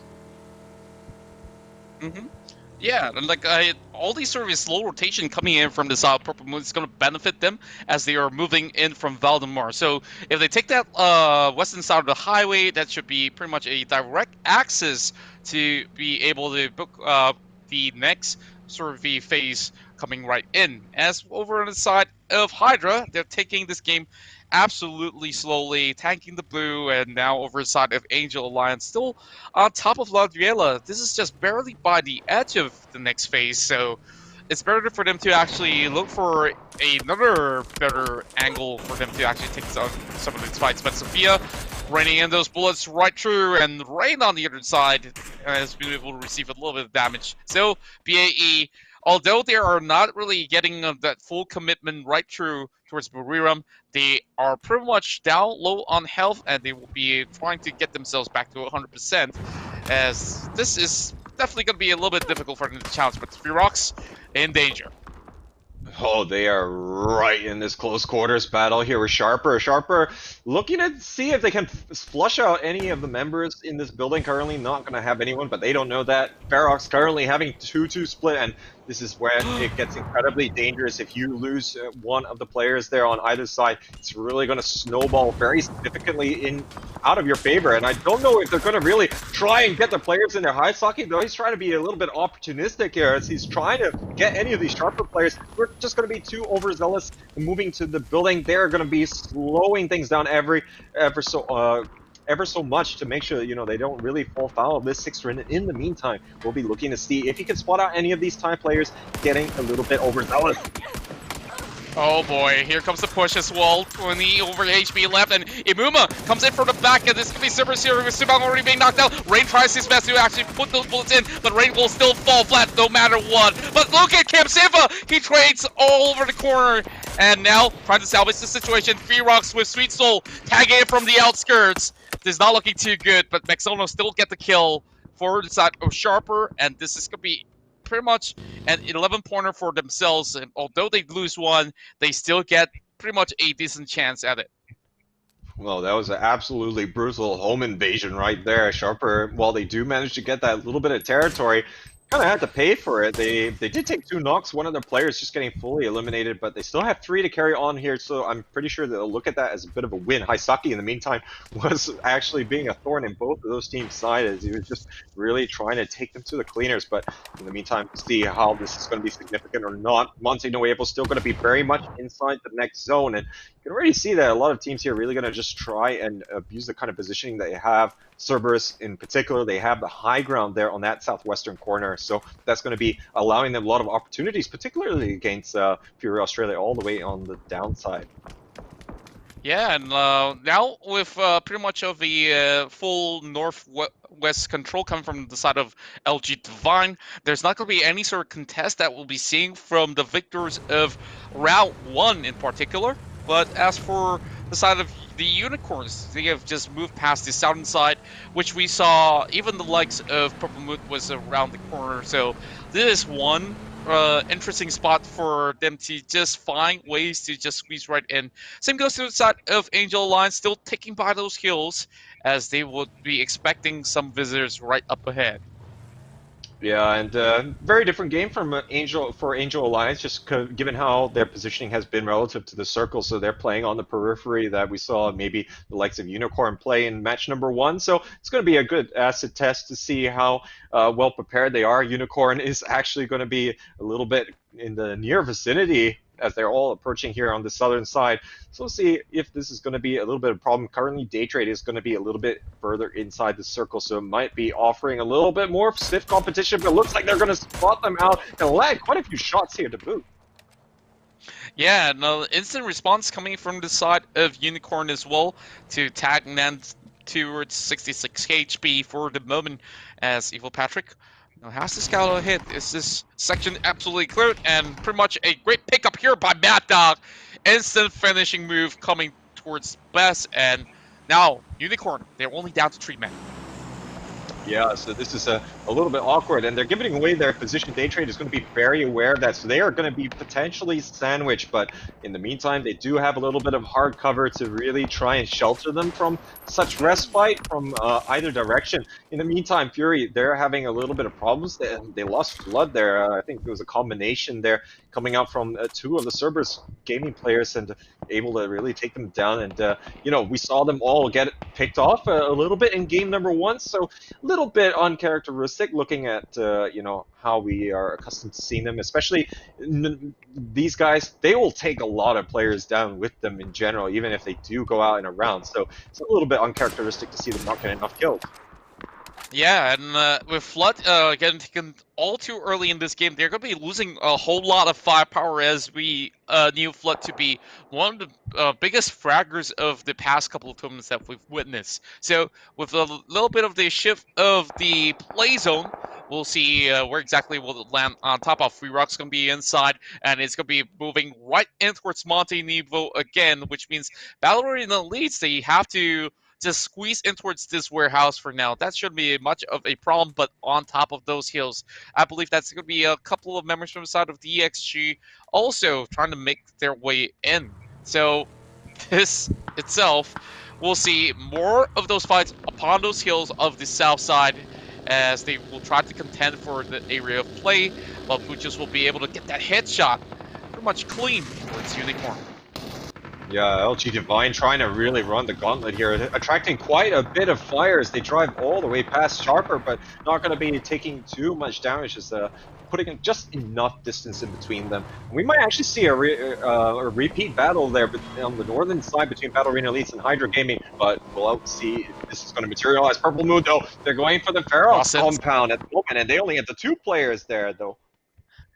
Oh man, and for now they just have to actually keep their sights locked in to be able to just flush out the entirety of Ferox with that 2 players in there. But of course the other players of Ferox has gotten a different sort of position, so they will still be able to hold things out. But here comes Mutiny, already getting a little bit of damage flung upon him as well. It's going to be looking for covers, but those nades are looking a little bit brutal. Sweet Soul hoping to catch a couple of all these line of sight to be able to push through and pummel down just moments. But oh, look at the flip of the vehicle! This is looking pretty bad. And members inside of Unicorn, they're already down and out, getting picked off by Mad Dog as well as A-Train. Oh man, this is what happens when you just don't have enough mobility at your disposal and really just opening yourself up to too many angles, and they can concentrate that firepower so effectively. So they're going to be out here. The LG Divine, though, in the meantime, will be able to get that spot secured. Purple Moon, they have not made quite a bit of progress here so far currently. Mutiny and Sweet Soul just really trying to lock it up here. Look at how many smokes are here at the moment. It's just slowing down all of this progress at the moment here. But Purple Moon, they're going to at least stretch out to the sides. They're going to be able to get some flanking shots potentially. Just moments, though. He is still waiting for the perfect one, though, just to try and catch out these players. And Daybreak is going to be on the move. It's Illusion Bot here getting shot down. And Mad Dog's going to be able to trade right back. Daybreak will lose Venatica after his attempt to annihilate Illusion Bot. But coast is clear, as Angel Alliance should be able to get back on their feet. And they've already got pretty much of a decent pointers for themselves. But here comes Nalty. Division X Gaming goes in for those tabs as he will be finding a small little rock for coverage. But on top of the hills is still pretty much an open ground for the members of Angel Alliance to shoot. And Simon T gets them from the back. Man, these long-range flanking shots seemingly coming out of nowhere. Hydra from downtown going to be able to claim that kill on Fergus as he just got into cover. You know, and this game is crazy for this. Haisake, he's been getting shots in on everyone. I don't know if you guys noticed that he's always dealing damage to random people, and it's because that high ground positioning that Cerberus has. You know, and speaking of high ground positioning, Mad Dog, he's got a great view here. He's trying to use the Mark 14 to greatest of effects here, but not able to thread the needle, and he's going to have to back out and heal up a little bit more. Yeah, and look at the circle. It does not favor many of these teams that are on the eastern side of the affair, so they have to find a way to dash through those hills in ASAP. And oh, Sophia and Neferhor, they're going to be punished for their things here. And man, Cerberus just get those few kills in the bag with that perfect line of sight, getting them down on their knees and instantly wipes them out. Cerberus have got the best positioning here in this second match here. They are just able to see so many teams as they are just trying to get their darndest to work here. But I think, you know, the way that this has been panning out, it's been working wonders. But now Division X Gaming, they're in a spot. Neilty already down, and you're having to rely on a vehicle with no tires here. That's going to no. IQ 500. He's trying to land some of these shots here as the last player, but you know, it's not looking good here. We're seeing Hydra Gaming forced to go for a little bit more of an audacious play, and Elgin Bots here together with Angel Alliance trying to prevent Daichi from getting out. But Paradox, they come up huge, taking out Purple Moon Esports. It's all done by Sweet Soul, and now he has to wipe away Purple Moon Esports. Wow. Ferox, in the blink of an eye, they were put down to the most difficult of situations, and they're the one that came up on top now, go towards the side of Angel Alliance. They now have Nan getting picked up, and there's nothing much that they could do about it. All they have to do, squeeze in for that position to get back in towards the CD of Monte Nevo. But now with that guns pointed in towards the window, they're challenging Battle Arena Elites. With only 2 members remaining, that shouldn't be too much of their worries, but they trade. They're coming in from the back. They might just actually go in for some backstabs, and with that pixel, he might be able to also knock one more member aside of BAE. Well, Angel Alliance have got some great shots here as they're really weighing in on the opposition here. Day Trade, they've been suffering quite a bit of that pressure. Now it's Sharper's turn here, or no, sorry, Furrier's turn to actually take quite a bit of that long-range fire. It looks like Six Stacks goes down, and they're going to come... Oh no, it is Sharper, excuse me. And yeah, this positioning here is so good from the Filipino squad. They're just going to heal up a bit more, but it's probably going to be a little bit difficult for them to get back down here. Battle Arena Elite standing in their way despite taking a little bit of damage earlier on. Oh, this itself is just so hectic, and now with that survey player being mostly on the high ground terrains of Monty, I'm not too sure how our citizens of Monty is going to feel about that, because they have to cut across the city to get themselves in towards an area of play. And Evil Patrick now looks towards the eastern side. They also spot out the rest of Fury, and Evil Patrick, time after time, he gets so much of all these great positions to be able to receive every info necessary. Though Battle Arena Elites may not get all too much out of all these survey contests, now they just have to sprint by to get through and towards those covers of the natural terrains. Yeah, Saki. and they have to actually run into Cerberus if they want to get inside the zone. Currently, they are controlling the space here. You can see Solozy here trying to land the shots there. But now, Angel Alliance, they're going to pounce on the opportunity granted to them as BAE just a little bit too distracted there. And they're going to go down here. Both Mad Dog and Elgin Bots here going to both be picking up the 2 points. Battle Arena Elites going out relatively early on again.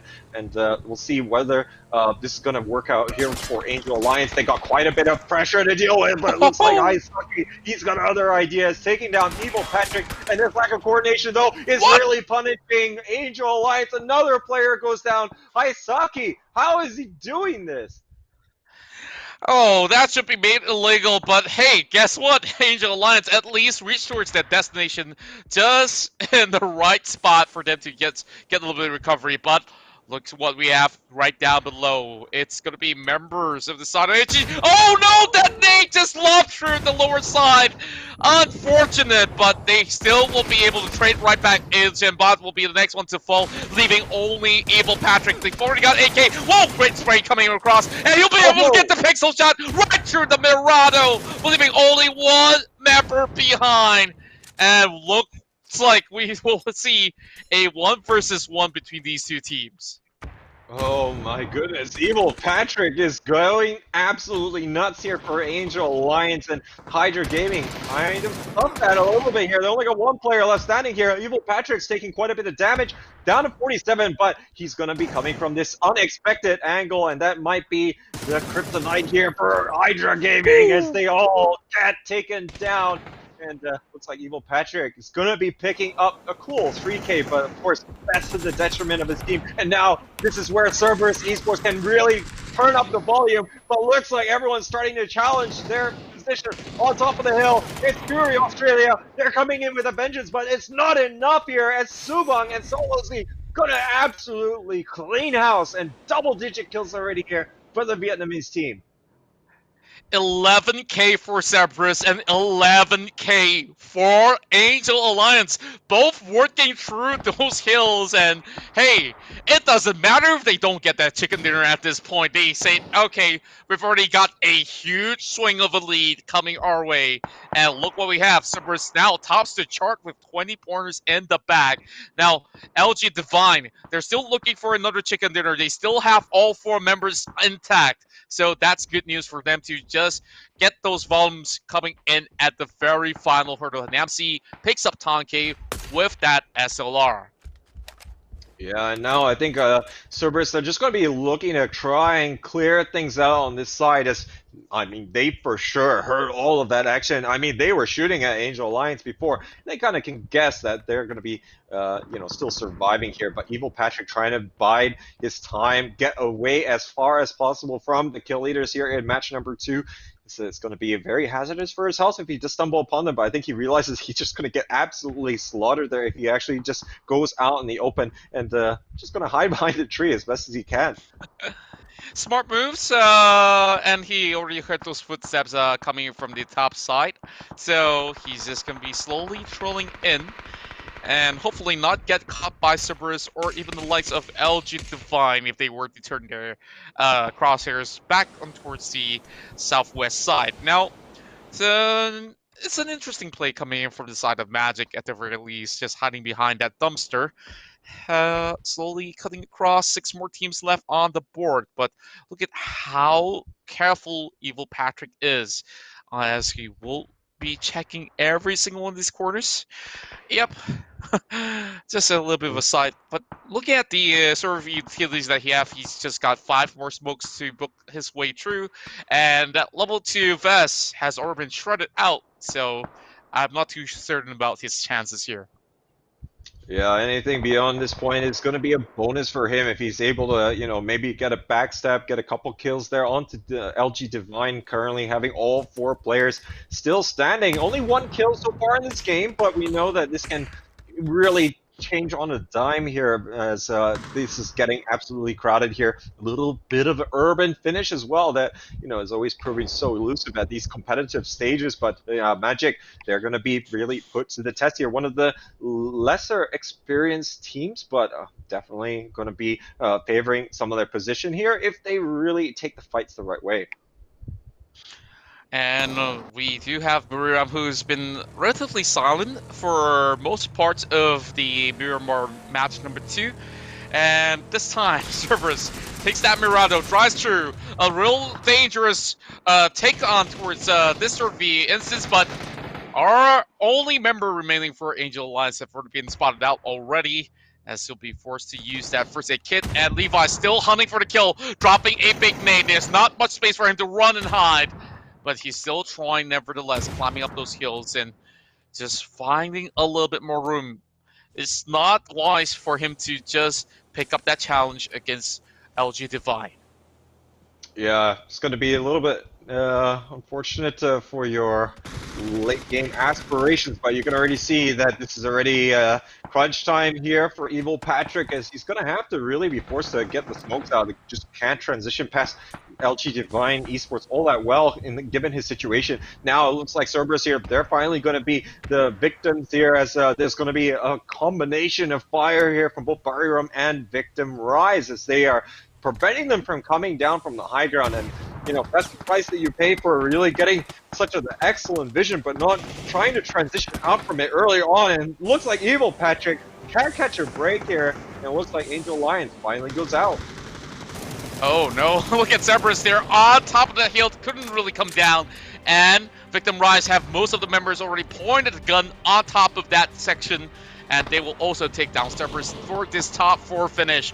4 members remain for both LG Divine as well as Buriram United. Meanwhile, it's 2 members for Magic as well as Victim Rise, though they can still go in for the pickup for the moment. It will be a full urban warfare in Phase 9, and it's going to be moving directly in towards the center once this timer goes out. Yeah, indeed. I wonder whether we got enough tense music to last 2 minutes here, as I could see it really going all the way to the end. The center of the circle is not really favoring a specific team here. I think it's smack in the middle, and really everyone is just trying to jostle for a bit better position. So we're already seeing that LG Divine on the move here. They do want to try and transition into a little bit of a better spot. But you can see that they're already going to be shut down a little bit here. Buriram United getting very close here in the faces of Victim Rise. They're going to try and repel them. Molotovs going out here to prevent them from further advancing here. But there's only Chimoy and Genfos to try and hold them off here. But Eddie, he's waiting for that final moment here before the Flames go out here just to try and get a little bit of a better spot. But Chimoy, he is lying in wait there. He spots one go right past him. What? He could have actually going for the punish, but now with a little bit left, 80 trying to actually make it right through. Gmoy is the only member left for the side of Victim Rise. He can't really go in for a revival. Way too many smokes right through the middle, and it's great Levi's that will pick up Sulabi. One big nade connects and will be dropping Northern down, and Valax tries to get them all through. Oh no! It's a big nade! He gets a double! Valax with the frags, and he might just wipe away the rest of Buriram. Oh, that's Buriram United's hopes going up in smoke right there. And now Victim Rise, that's the time that they need to come out alive here. So look at this.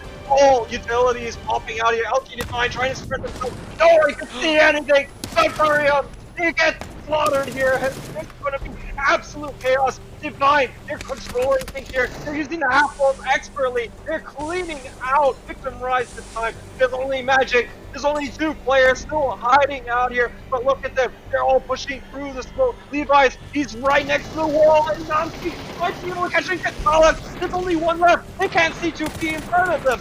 He's still going to be the 1 player remaining. But he gets taken out there. Right at the dead.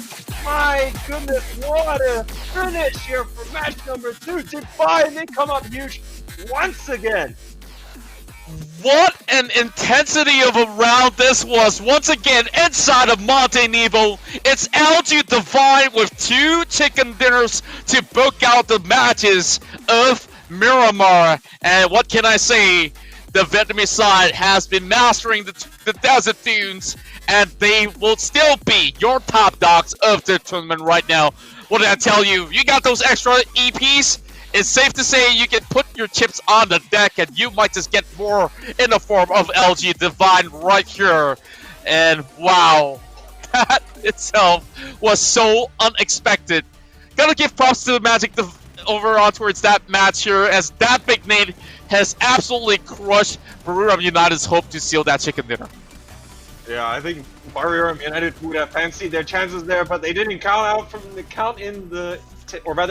take into account the nade flying in from downtown. But yeah, I mean, just to get up to that point was absolutely insane. And some of these teams, just starting to face the pressure here a little bit more. Unicorn also their first debut here into this competition in trouble. Battle Royale Beats not able to jump through the window and losing half their squad strength in the process.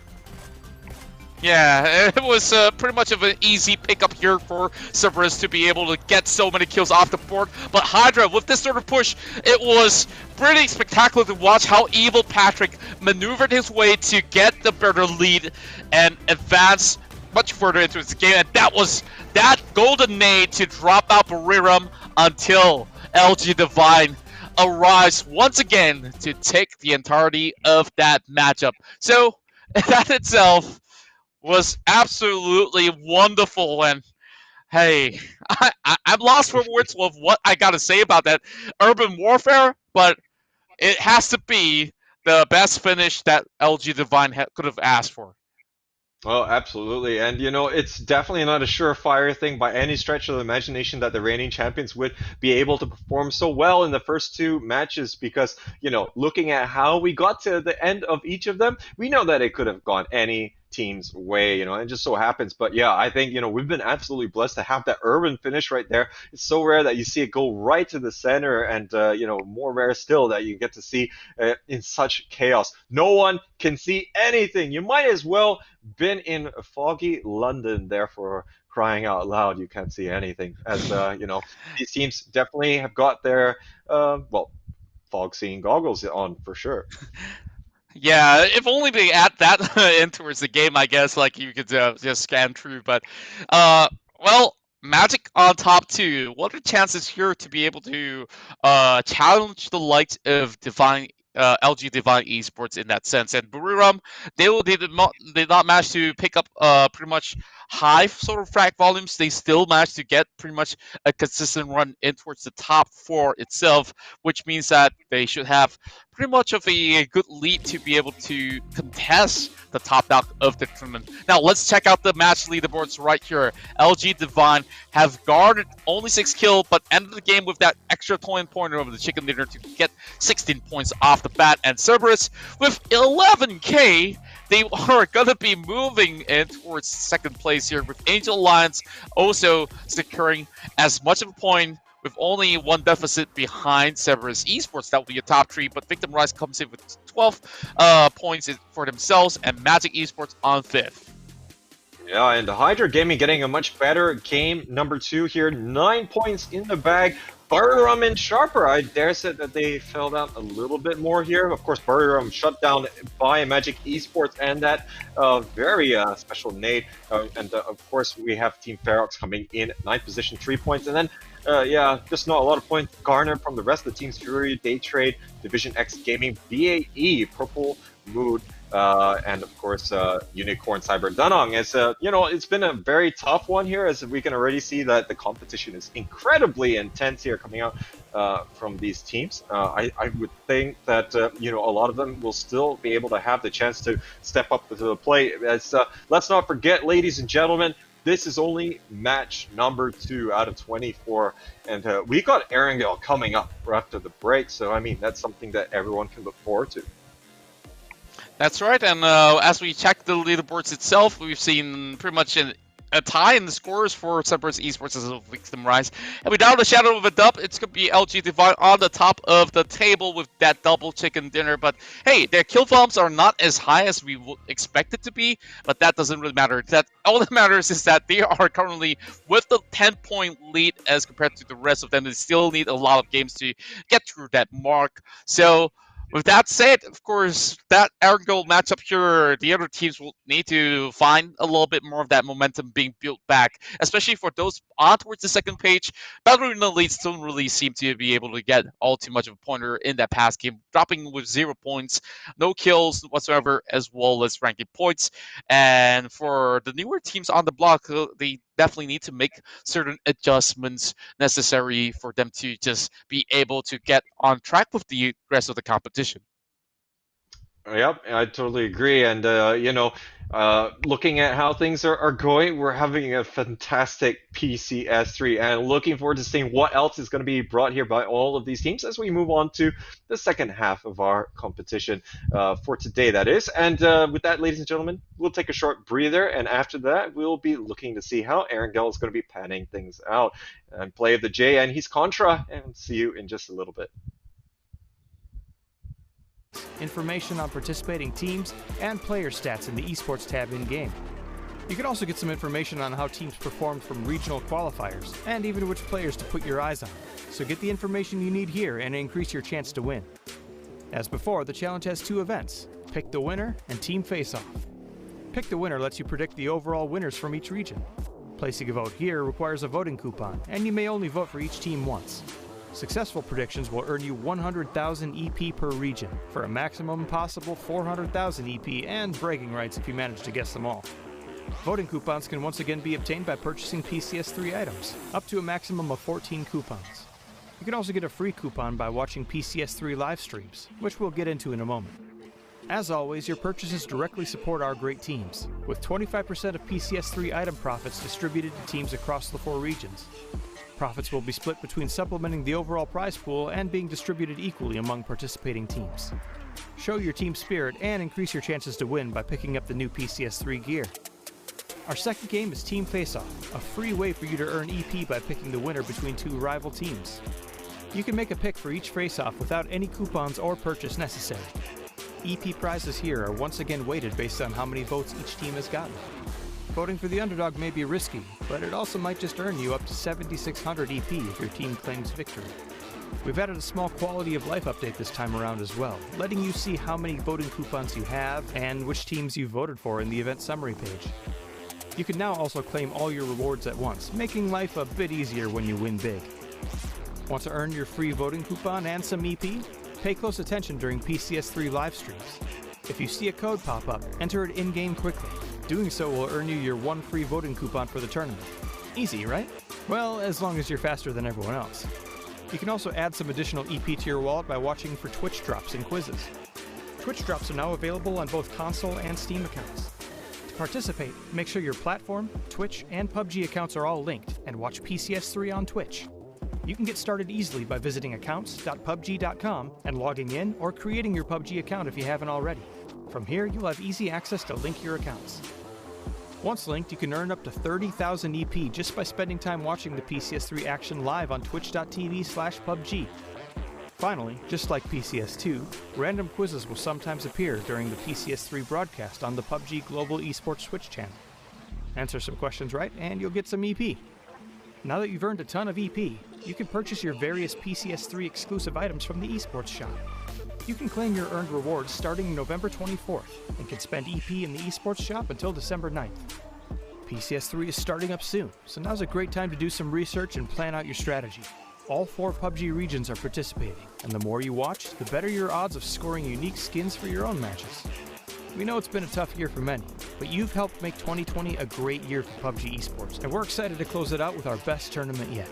PUBG Esports, PCS3, and the Pick'em Challenge. Get in on the action today.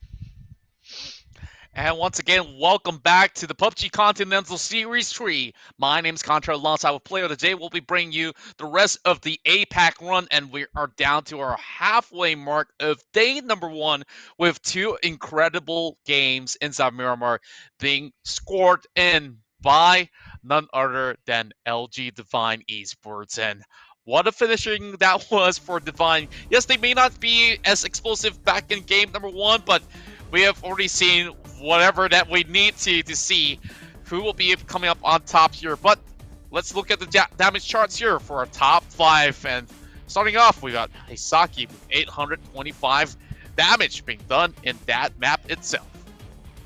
Oh, indeed, and yeah, Evil Patrick coming up huge. He was the last player to, be alive for Angel Alliance for the longest of parts, but unfortunately wasn't meant to be. Gen Boss, Sweet Soul, and Solo Z all going to be rounding out the top 5. And Sweet Soul, he had that squad wipe there onto Purple Mood Esports, so they're going to be looking to catch him out for a little bit of revenge later on. And Solo Z, I think he did pretty well together with the rest of Cerberus, and it always makes us wonder: is this the time that we'll see Cerberus, rising to the challenge and being able to finally deliver here on this stage?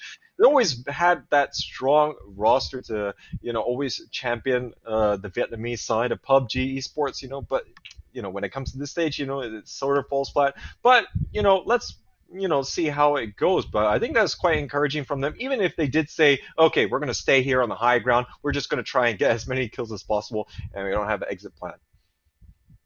Yeah, I felt that they were hoping that for that circle to be falling on towards the high ground where they could just absolutely get that sort of control. But with them needing to get in towards the play area right in towards the urban cities of Montenegro, that's where it was so much more difficult for them. But we can see what they can dish out when they are in their prime position.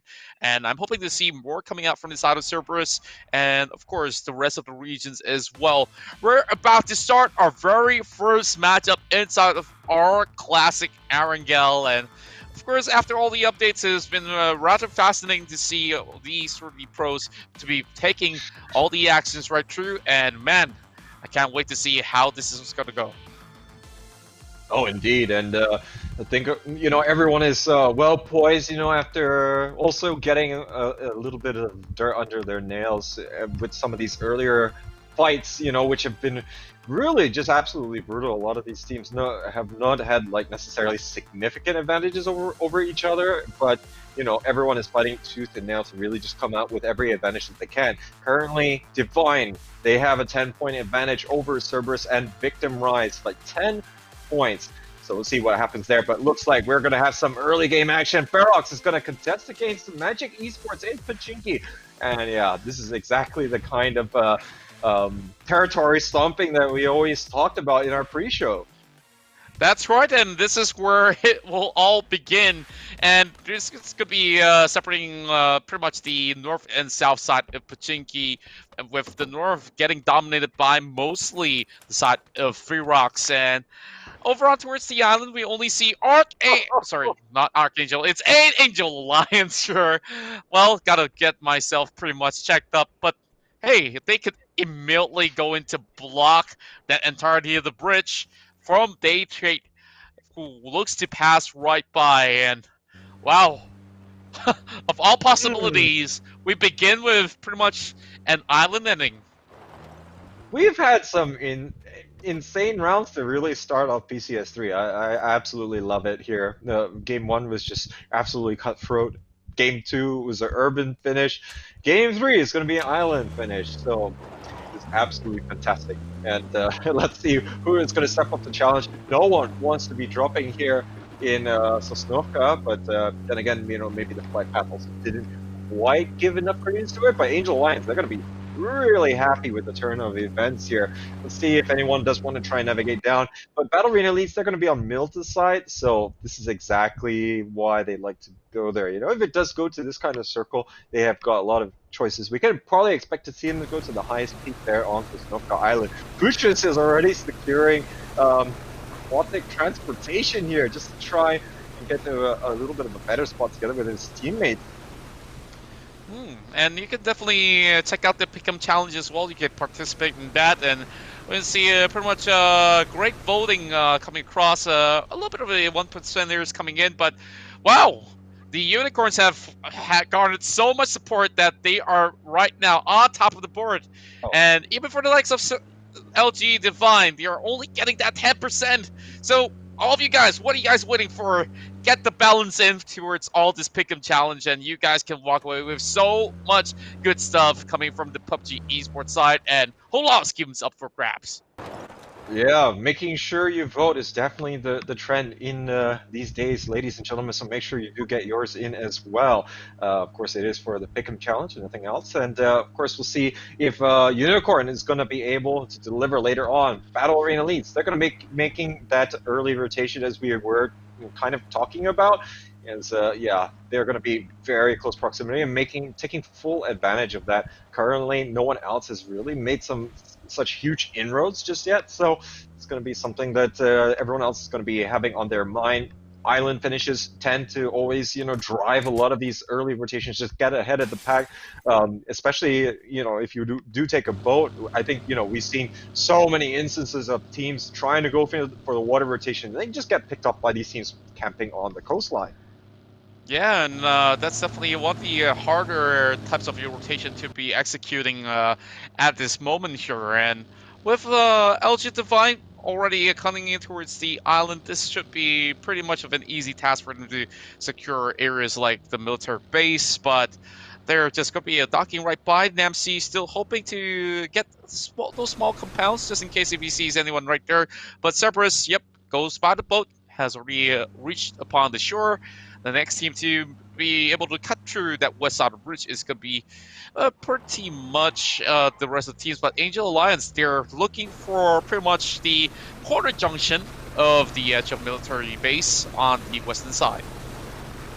Angel Alliance, they're having a good PCS3 so far, and you know, they're only in 4th position at the moment with the 18 points, so they pretty much going to be fancying their chances. Oh, wow, okay. Well, anyways, Okay. you know, no crisis there as Buriram. They meant to do that, and I still remember one of the competitions for Buriram. They went down here, got a boat, tried to go across, then the circle went back across, and they came back and they got their vehicles again. So, oh no, look at this from the future. They're in so much trouble, taking all this fire here from Panautica and Daytrade, and they were trying to go for their crate there. They still got one player by the crate, but he's going to be left there for now as Daytrade, they're absolutely smothering their Indonesian opponents. Yeah, and the question that we should be asking, was that crate well worth it though for FTF from the future? I don't think it's going to be anytime soon that they'll be able to make it past the shores, but hey, at the very least, Daytrade's going to be having some good time fishing them out. Oh yeah, I mean, we just talked about it, that, you know, all these teams will look to try and take advantage of this from the future. They just can't catch a break, you know. I mean, this is what happens when you know, stop by the gas station for a pit stop, you know, and then, yeah, your car gets towed away or something like that. It's just really unfortunate, but from the future, they are still at least going to have some longevity in this game, and they're not all blowing up in a ball of fury, but man, Zuzu is going to be all up the creek there without a paddle, man. Oh boy, I guess he would probably sit in the water for quite some time as he dives all the way down under. He's got to be careful not to drown though, so hopefully he should be getting a little bit of coverage, or he should try his best to swim towards the coastline at the very least. But Nautica, as well as Flash, covering 2 different angles. Man, they just really want those 3-pointers out there. Oh, yeah, wait. but oh no, he's actually resorting to drowning, and oh no, there goes Mipan Zuzu, not able to hold his breath long enough there. Levi, though, in the meantime, taking quite a bit of damage here from Alton Bots. He's landing a couple of shots there, only one away here from getting the knock. He's actually forced to get out of the vehicle. Needs to get actually taken out completely, but he's got a lot of backup now. And Alton Bots, he doesn't actually have a lot on his side, as right now they're taking the fight straight to him. They are feeling it here as they're getting a nice thing close. Dumpsy, it's taking him out, and June is going to be going in there for the slam dunk. What an alley-oop there coming up from Divine. Man, that's brutal. And Jun just drives past him just to get a little bit. And Jun also gets his teammate down as well. He says, sorry, Oh, no. I don't mean to do that. Just trying to park my car in the right place so that they don't pummel down my tires. But he's going to be pretty much A-okay. Levi's will remember that for the rest of his life. But now, for the rest of Fury, they have finally got themselves pretty much ready to head in towards the island as well, with Chikikamuka just looking by the edge of the shores, just keeping things checked before they make their way past the bridge. Yeah, Fury, it's been a bit slow for them. The team that would have come in that 2nd position there in our last series haven't really got it going.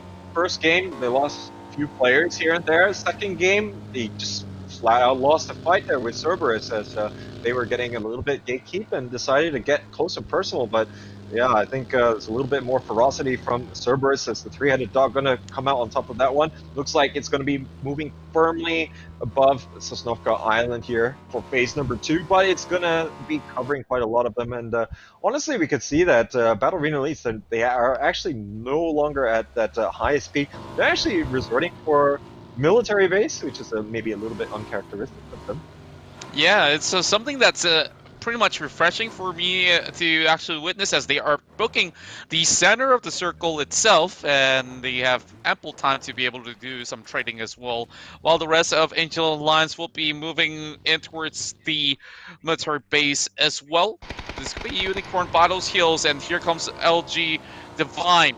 Now, picking up a challenge against FTF, who doesn't seem to have enough members to trade back after the real big casualty that they have suffered. But here comes Oh, Haisaki!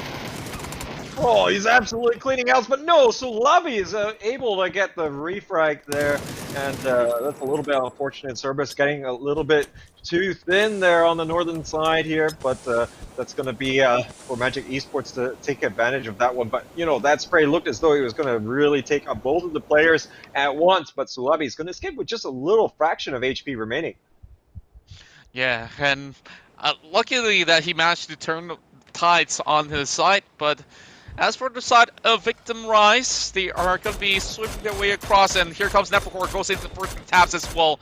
He gets a couple of connections right through, and it seems like he'll be doing just a little bit more damage to his Dacia, as Unicorn will be able to get themselves into safety. And right across the corner, it's going to be the A-Trade here, goes right into actually taking down the rest of LG Divine, and this might just actually crush their hopes for that free chicken dinner stream. Oh man, they are in trouble here. And yeah, everyone looking to really try and settle the scores that were set in the first two games, but things are heating up here on Sosnovka military bases.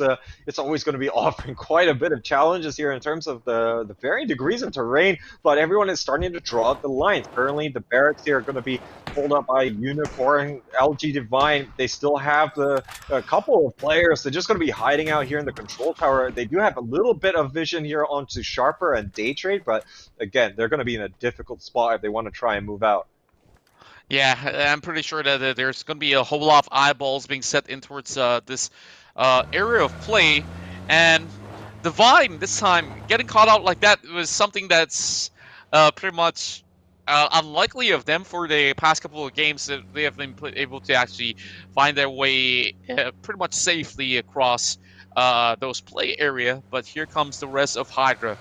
They're looking for options out there, and Ferox, they found themselves at both. So one of the top 5 fraggers of the past match, they will be all hopping on that boat, which is rather of a risk, but this is something that's necessary for them to just make their way in towards the corner of the shore at the very least. Yeah, they're saving it for the last possible moment here to hope that people, you know, have like moved on, you know, instead of trying to catch these big paydays, which, you know, are making their way across. Victim Rise as well, going for that swim, thinking of the same thing, but of course having to move a bit earlier. Looks like we're going to be shifting a little bit further south. In fact, as you know, a lot of these teams coming in late, they're going to be having quite a bit more distance to cover if they just want to be able to get into these spots. But for the time being, though, I look at these teams on the northern side of the circle in the military base. They're going to have to cross over here towards the playing graveyard just to get anywhere central at all. Yeah, and a lot of all these teams still have a whole lot of work to do. Battle Royale is now challenging Cerberus instead. Last game they were punished by the very same team, so hopefully they could return the favor in this sort of instance. Yukikamuko might be meeting up with the rest of Purple Mood, while there's going to be a member of the side of Buriram United just right across over on that tree. So Purple Mood, they're going to be making a little bit of a turn here, as Buriram is going to be very, very close by. Gen Foss gets one knock out of a member of Ferox. No kills secured just about yet. Still having 57 players still remaining. Got Meow now. Goes for the spray. This is going to be absolutely great for him to pick that one up. 2 kills for Buriram United. Oh, that is very precise plays coming out here. God Meow is just absolutely nailing his shots there, and now looking to try and bring that to bear onto Fury Australia. Currently not going to be granted too much of an opportunity, as Ronan is just going to be ducking all the way back down. Now, these teams gonna, of course, play it a little bit slower. Purple Mood, with those kind of plays, might not be assisting them all that much, but they are gonna be hold up a little bit more. None in the meantime, though. He's gonna get the long range shot there. It's gonna be Hydra Gaming trying to pick up and go here, and it seems a lot of these momentary rest stops for all these driving folk have not been faring out too well. Yeah, and for Ferox, they're going to be losing out a member in the form of Rain. I'm not too sure whether or not will they be able to save the fallen teammates here, as Mutiny will be able to challenge Shipwreck as well. Yeah, no, doesn't look too good here. Sweet Soul, again, the hero there for Ferox in the match number 2 here. Not going to happen here, and oh no, more shots landing onto Ferox. And now there's only going to be one remaining. Chimoy is most likely going to be able to pick up that kill, as currently everyone here bleeding out in the blue zone, and Genfoss and the rest of Victim Rise, they will be able to have maybe some semblance of presence later on, but they have to make sure that they can take out Sixrin at the moment here, but currently still searching for him. You can see, although the pace as compared to Miramar was not as intense as the past 2 rounds, but we're about to see a lot of fights erupt over towards the Sinoska military base, with that being the focal point of the next play area. Battle Arena leads controlling towards the northeast side, and Ferox will be the first team here to fall as Victim Rise, again, getting so many kills in the back, now trying to chase upon the others of LG Define inside. Now, getting a little bit of glimpses, we'll be able to spray him down. Los Santos is already taken off. A pointer for the side of Fury. Yeah, Purple Mood Esports, they're bleeding players left and right here, and they only got 2 left. They're actually going to be going for one of the bunkers there on the airstrip side of things. In the meantime, Battle Relief, they will be able to get some shots there. So trading of blows, Insight goes down here as he gets a little bit too overzealous with the binoculars. Not going to be getting too much information except for a hail of lead. But what's going to be difficult about this circle that's coming up is all the teams still inside the military base there are being corralled further and further south. Right now it's still covering quite a bit of it, so it's not going to be much of an issue, but when you get to that fence line, these teams, they just don't have a lot of their vehicles, the ones that are already inside the base, so it's going to be difficult for them to move some additional cover here like Magic Esports might do, but actually, no, they're just going to be vacating the vehicle straight away. Certainly agree. This is definitely no easy task for you to bring those vehicles in. And now, going on foot, they will be trying to get their way past all these areas, whether they have to prone or just get coverage by those sort of walls. But over the side of Sophia, hoping to actually trade things off from quite a far. Not really finding those sort of succession at all, but with the rest of Victim Rise actually cutting through from multiple angles here, they might not be able to pick up all those necessary kills as they wish to be. Yeah, indeed. So they'll have to take what they can get. Currently, Battle Reliefs, they do have the 2-2 split going on here. They might be able to catch out a couple of these Victim Rise players who are really taking their time to get inside, but I can't blame them as things are getting absolutely congested there on the northern side, and already one of them is down on the ground here. Noradra trying to steal the kills there. Going to be able to confirm that as Furry Rub. They're going to be one of the teams with a lot of ample breathing room as they are all the way far away from the base, which is going to be a little bit unpredictable here, as we can see Battle Arena Elites already taking some of that long range fire. Yeah, and with Buriam trying to actually pick them up from afar, Fury now under a little bit of the heat, as we see Magic getting a couple of these pickups here as they manage to knock down Chimoy. And as for the record, they are still not on the clear, and Victim Rise, and this time they will fall. Yeah, it looks like Joxy finally going to be picking up Kamals, and yeah, dropping out relatively early here, so they were our second place team here after getting a little bit of kills here in this game 4 so far, and that's going to supplement their good haul from the first 2 games, but not going to continue on that much. Now, let's see what Battle Arena Elites can do. We didn't see such games which we know that they're capable of in the first 2 rounds, so this could definitely be one that they can bounce back. They definitely do favor playing on Erangel ever so much more, and they just need to be able to bring their team fight to bear. But currently, they're going to be stuck in the midst of quite a number of these teams. But this is going to be crucial, this next circle, and man. Oh Oh, boy. I don't want to be any of these teams there inside Sosnovka military base. You can see Unicorn already moving, Fury as well. They do not want to. They don't want to get stuck in this here. They want to get ahead of the pack. And Unicorn is just driving past everybody on those bikes and vehicles. And now the biggest challenge is they have to come with Daytrade already inside of the bunker. There will be a challenge right across, and Neverhorde gets dropped down. It's Daytrade here that gets on top of that leaderboard.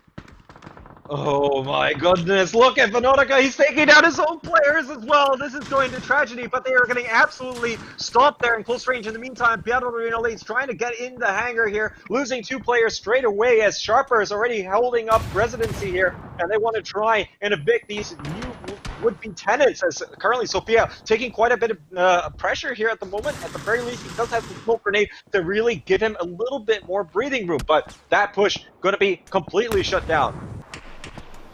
My goodness, perfect defense as well coming in from the side of Daytrade. Though they did get a little bit of the emergency nades on top of his teammates, but hey, it's well worth it. Now, it's going to be a Angel Alliance there that will be dropping out early as well. So their lead that they've established was going to be halted for the moment. Same goes to Purple Moon on towards 12 plays. And boy, oh boy, that military base area is definitely off limits for now. And whoever is right down below on the south side is definitely going to be laughing their way to the bank.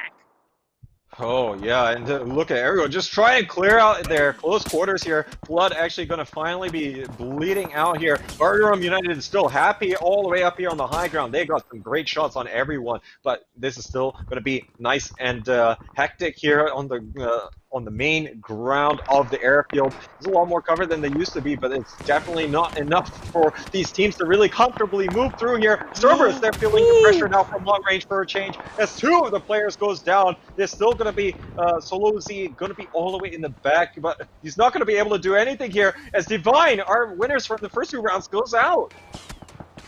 Yeah, and you can see so much of all this mounting pressure on top of them as well. Now BAE has managed to drive their way in towards Wally, top side of the bunker, and that's definitely going to be a dangerous situation, and Sophia could not even go in to save Loki's at the time being. Yeah, at least he has backed out away from Sharper, who've consolidated their position there.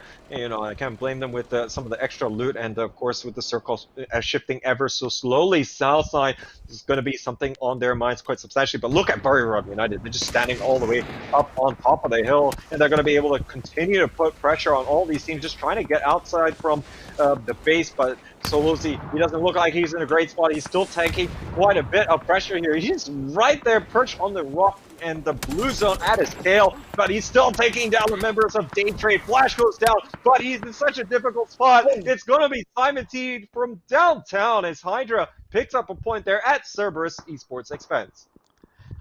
Wow, what a trade coming out, and now with only pretty much Sophia left on the board for BAE, he's looking to stop whichever Sharper members are going to be inside of that bunker if there's going to be any sort of chance at all. Buriram looking to close up this game strong. I guess took time might just be the charm for them, as they have already got most of the play zone circle right on top of their head throughout the entirety of the game. So, with that, this could be Fury here. That will be taking on the corners of these outposts, but I'm not too certain if there's going to be any sort of the crossings coming out just about yet, but whoever's on the northern side sure has a whole lot of worries. And over on the side of Hydra, they've already driven their way in. Now it's Daytrade here that will suffer a blow coming from Yikikabu Cow. Goes in with that finishing move, and here comes Simon T as well. Changes it up, and he's bringing out that SLR. Oh, the ambitious move there from Daytrade Gaming is going to turn out not to pan out at all, as they're going to get picked up from multiple different directions. Yukiko Mukao, nice shots there to take down the first player, and now Sophia biding his time as he's going to be playing solo, and he's kind of used to playing in this kind of role even with there's 4 members, so this should probably be a piece of cake. But he's trying to spot out Buriram United. He's going to punish them, And, you know, with them perched there on top of the high ground for the longest part, they're going to finally get some pressure there. But Sophia is going to pay for it with his life there. But Battle Arena Elite's coming out in 6 here, a little bit better than what we've seen in the first 2 games. Yeah, much better, and he also walks away with that 1 kill. Although ED does spot him out, he could have lasted maybe a tad longer if he did not trade right back to reveal his location. Now Fury in an extreme awkward position though, getting spotted out by Noadra as well. Now the rest of Sharper Esports tries to find a way to push up the hill. Oh, and Buriram, they're in such a weird position here. It's next to the 2 players of Fury Australia. They have to be able to circumvent that. They are not in a great spot because, yeah, you can see they can't even get into their vehicles without getting shot. I don't know if they have any more smokes. Iko is still landing a lot of these shots through the windows there, and it's not easy for them at all. But, oh, Sharper, they're going to get absolutely taken out. Excuse me, that's Sharper.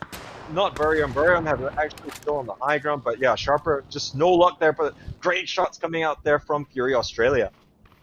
Yeah, and right now it just looks like it's the best possible game for Buriram, taking over control of most of the region of the circle itself, and Fury could possibly find a little bit of leeway after the annihilation of the side of Sharper Esports. Yeah, this is the chance here for Buriram to jump over a number of teams, and you would fancy their chances of getting into the top spot here if they can really drive this game home. But currently, Yiki Kamukau is looking to ascend up the table here together with Fury if they're going to be able to spot out Noradra, and that's a little bit unfortunate there. Not really too conscious of the fact that could be someone else. Kanaxi, though, he will be bringing the AWM online here. Let's see if he's going to be able to get some value from this one.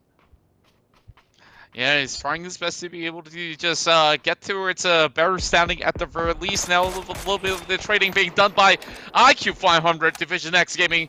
Already got 4K in the back, and hopefully they will be able to knock out a couple of all these Burab members across the board. Yeah, and at the moment, there's still going to be a lot of oodles of space because just a lot of players just dying off relatively early on. And now Buriram, they're in a less dominant position here, but after losing that 1 player, which admittedly it probably didn't need to go all the way down onto that low ground, considering that the rest of the players are not even transitioning there. But this is opening onwards here. Godmia finds him out, and looks like Fury Australia, 7 kills in this game. They are looking to try and bring it to a gritty conclusion here. With enough smokes like that, they should be able to bring both players to bear once again.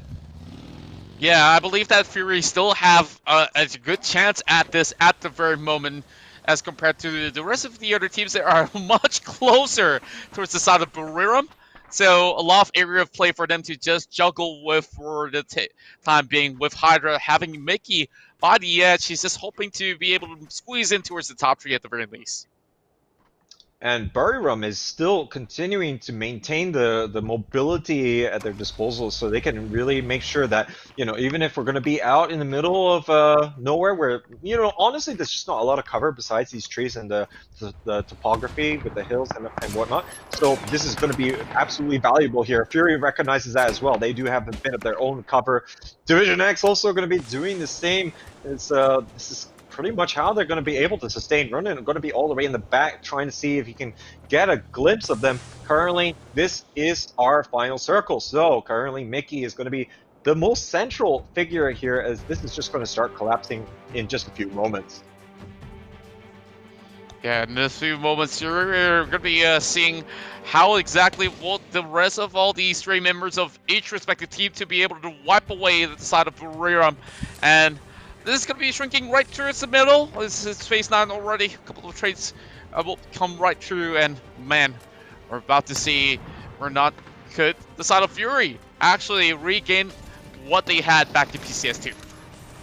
Oh man, look at all of the smokes right in the faces of Buriram. That's not helping them, but it doesn't matter. Kanaxi is still going to take down IQ 500 anyways. Ronan is also going to be piling on the pressure. The nade is going to take down Neilty, and looks like we're down to our top 3. Looks like Hydra is going to be a bit of an observer here. So it's effectively, for now, it's a 2v3 situation. Buriram manages to get double-digit kills again. They're looking to pick up a little bit more, but currently looks like they do find out where Mickey's position is. So it really is a true 3v2. Buriram, can they do this?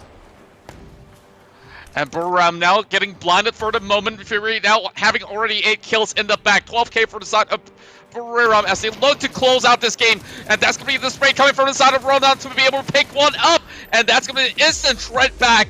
Buram United close off that game with a total of 14k. And the Thai team has been able to be the first of their nation to be able to secure this chicken dinner. And this is going to be a big pointer of a lead for them to try to topple down the side of LG Divine Esports. Well, with that emphatic win, I wouldn't put it past them to be able to leapfrog them by any stretch of the imagination. They certainly got enough points. Of course, Divine did go out relatively early on, so that's going to allow the competition to get back in. We did see a number of them just really not up to par as well. Cerberus and Victim Rise, Angel Alliance, all maybe dropping a little bit short, and that's exactly what they needed to really try and outperform. But Fury Australia, I mean, you have to commend them as well. After the first 2 games, really just not able to get it going, they really put in quite the shift. And from the future, having such a bad early game there, as they went for that crate, which is waterbound. Yeah, he had to drown himself right there, and this is where it all started there, with Boston's getting caught out, and from the east they slowly move in towards the lower side that they've managed to get most of the circumference, and they trade there. They also had this big sort of fight here, and LG Divine gets a couple of right down below. Yeah, I mean, they only had 2 players left in the control tower, and they got taken out straight away. Cerberus didn't have much luck there on the airfield as well. Buriram United, I mean, like, they had a lot of these good engagements because of the high ground positioning that they took. I couldn't understand from some of the teams why they insisted to maybe go and play in Sosnovka military base itself, as that is always going to be a very difficult proposition. I always liken that to, just forced to go into an urban area, because that's always going to be very coin flippy. That's always going to be really out of your hands a lot of the time if there's just too many people who are going to be bogged down in there. But Buriram, they had that clear idea in mind how they wanted to approach this game, and it looks as though that was the winning formula. Yeah, and they have been relatively consistent even on those rounds that they didn't really get those chicken dinners. They have always been on that high frag volume, and also on top of that, this chicken dinner is going to be able to give them that bounce of a lead. And we're going to be checking out the scoreboards, and this is a 24-pointer for the side of Buriram, and with Fury making a huge comeback with that 40 points. Oh, indeed. Division X Gaming, though, they have a pretty good one. 8 points in the bag. And finally, 7 points apiece here for both Daytrade Gaming, Sharper Esports, and Hydra. So, solid results here, but I'm pretty sure some of these teams would be fancying their chances to be further up on the leaderboard. In terms of the total standings at the moment, Buriram United Esports does, in fact, leapfrog their leaders there. But it's a real close game. 40 to 37 points here, as that's going to be very, very tight. Victim Rise gets into that 3rd spot. 25 points. Cerberus Esports with the 21. Sharper Esports are going to have 20. Actually, we have 4 teams here. 20. Sharper, Hydra, Daytrade Gaming, Division X Gaming. Man, this is like real tight here between all of these teams. Yeah, it could still be anyone's here to book, and 20 point between the first place all the way down to 5th here.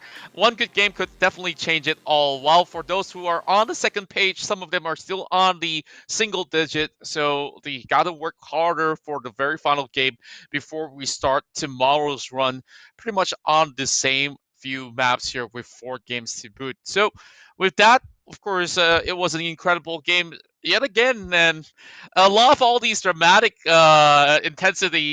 intensifying moments inside of that military base area, which we kind of expect those big plays to come out, and also Fury making past that mark to be able to squeeze into the top 2 was definitely no easy task for the Australians. Oh, definitely not. But I think they looked at how things went in the first 2 games, and they really set about trying to right the ship that was going in the wrong direction. But ladies and gentlemen, we'll see whether or not they can continue to move in that trajectory, as they are definitely on the right footing here, and see whether the rest of the competition can match up to what Buriram United is bringing to the table. So we're going to take a short breather here, and when we return, we'll have our final match of the day. I'm Play of the J, he's Contra, and we'll see you in just a few moments. Region. Placing a vote here requires a voting coupon, and you may only vote for each team once. Successful predictions will earn you 100,000 EP per region, for a maximum possible 400,000 EP and bragging rights if you manage to guess them all. Voting coupons can once again be obtained by purchasing PCS3 items, up to a maximum of 14 coupons. You can also get a free coupon by watching PCS3 live streams, which we'll get into in a moment. As always, your purchases directly support our great teams, with 25% of PCS3 item profits distributed to teams across the 4 regions. Profits will be split between supplementing the overall prize pool and being distributed equally among participating teams. Show your team spirit and increase your chances to win by picking up the new PCS3 gear. Our second game is Team Face-Off, a free way for you to earn EP by picking the winner between 2 rival teams. You can make a pick for each face-off without any coupons or purchase necessary. EP prizes here are once again weighted based on how many votes each team has gotten. Voting for the underdog may be risky, but it also might just earn you up to 7,600 EP if your team claims victory. We've added a small quality of life update this time around as well, letting you see how many voting coupons you have and which teams you voted for in the event summary page. You can now also claim all your rewards at once, making life a bit easier when you win big. Want to earn your free voting coupon and some EP? Pay close attention during PCS3 live streams. If you see a code pop up, enter it in-game quickly. Doing so will earn you your 1 free voting coupon for the tournament. Easy, right? Well, as long as you're faster than everyone else. You can also add some additional EP to your wallet by watching for Twitch drops and quizzes. Twitch drops are now available on both console and Steam accounts. To participate, make sure your platform, Twitch, and PUBG accounts are all linked, and watch PCS3 on Twitch. You can get started easily by visiting accounts.pubg.com and logging in or creating your PUBG account if you haven't already. From here, you'll have easy access to link your accounts. Once linked, you can earn up to 30,000 EP just by spending time watching the PCS3 action live on twitch.tv/PUBG. Finally, just like PCS2, random quizzes will sometimes appear during the PCS3 broadcast on the PUBG Global Esports Twitch channel. Answer some questions right, and you'll get some EP. Now that you've earned a ton of EP, you can purchase your various PCS3 exclusive items from the esports shop. You can claim your earned rewards starting November 24th and can spend EP in the esports shop until December 9th. PCS3 is starting up soon, so now's a great time to do some research and plan out your strategy. All 4 PUBG regions are participating, and the more you watch, the better your odds of scoring unique skins for your own matches. We know it's been a tough year for many, but you've helped make 2020 a great year for PUBG Esports, and we're excited to close it out with our best tournament yet. PUBG Esports, PCS3, and the Pick'em Challenge. Get in on the action today.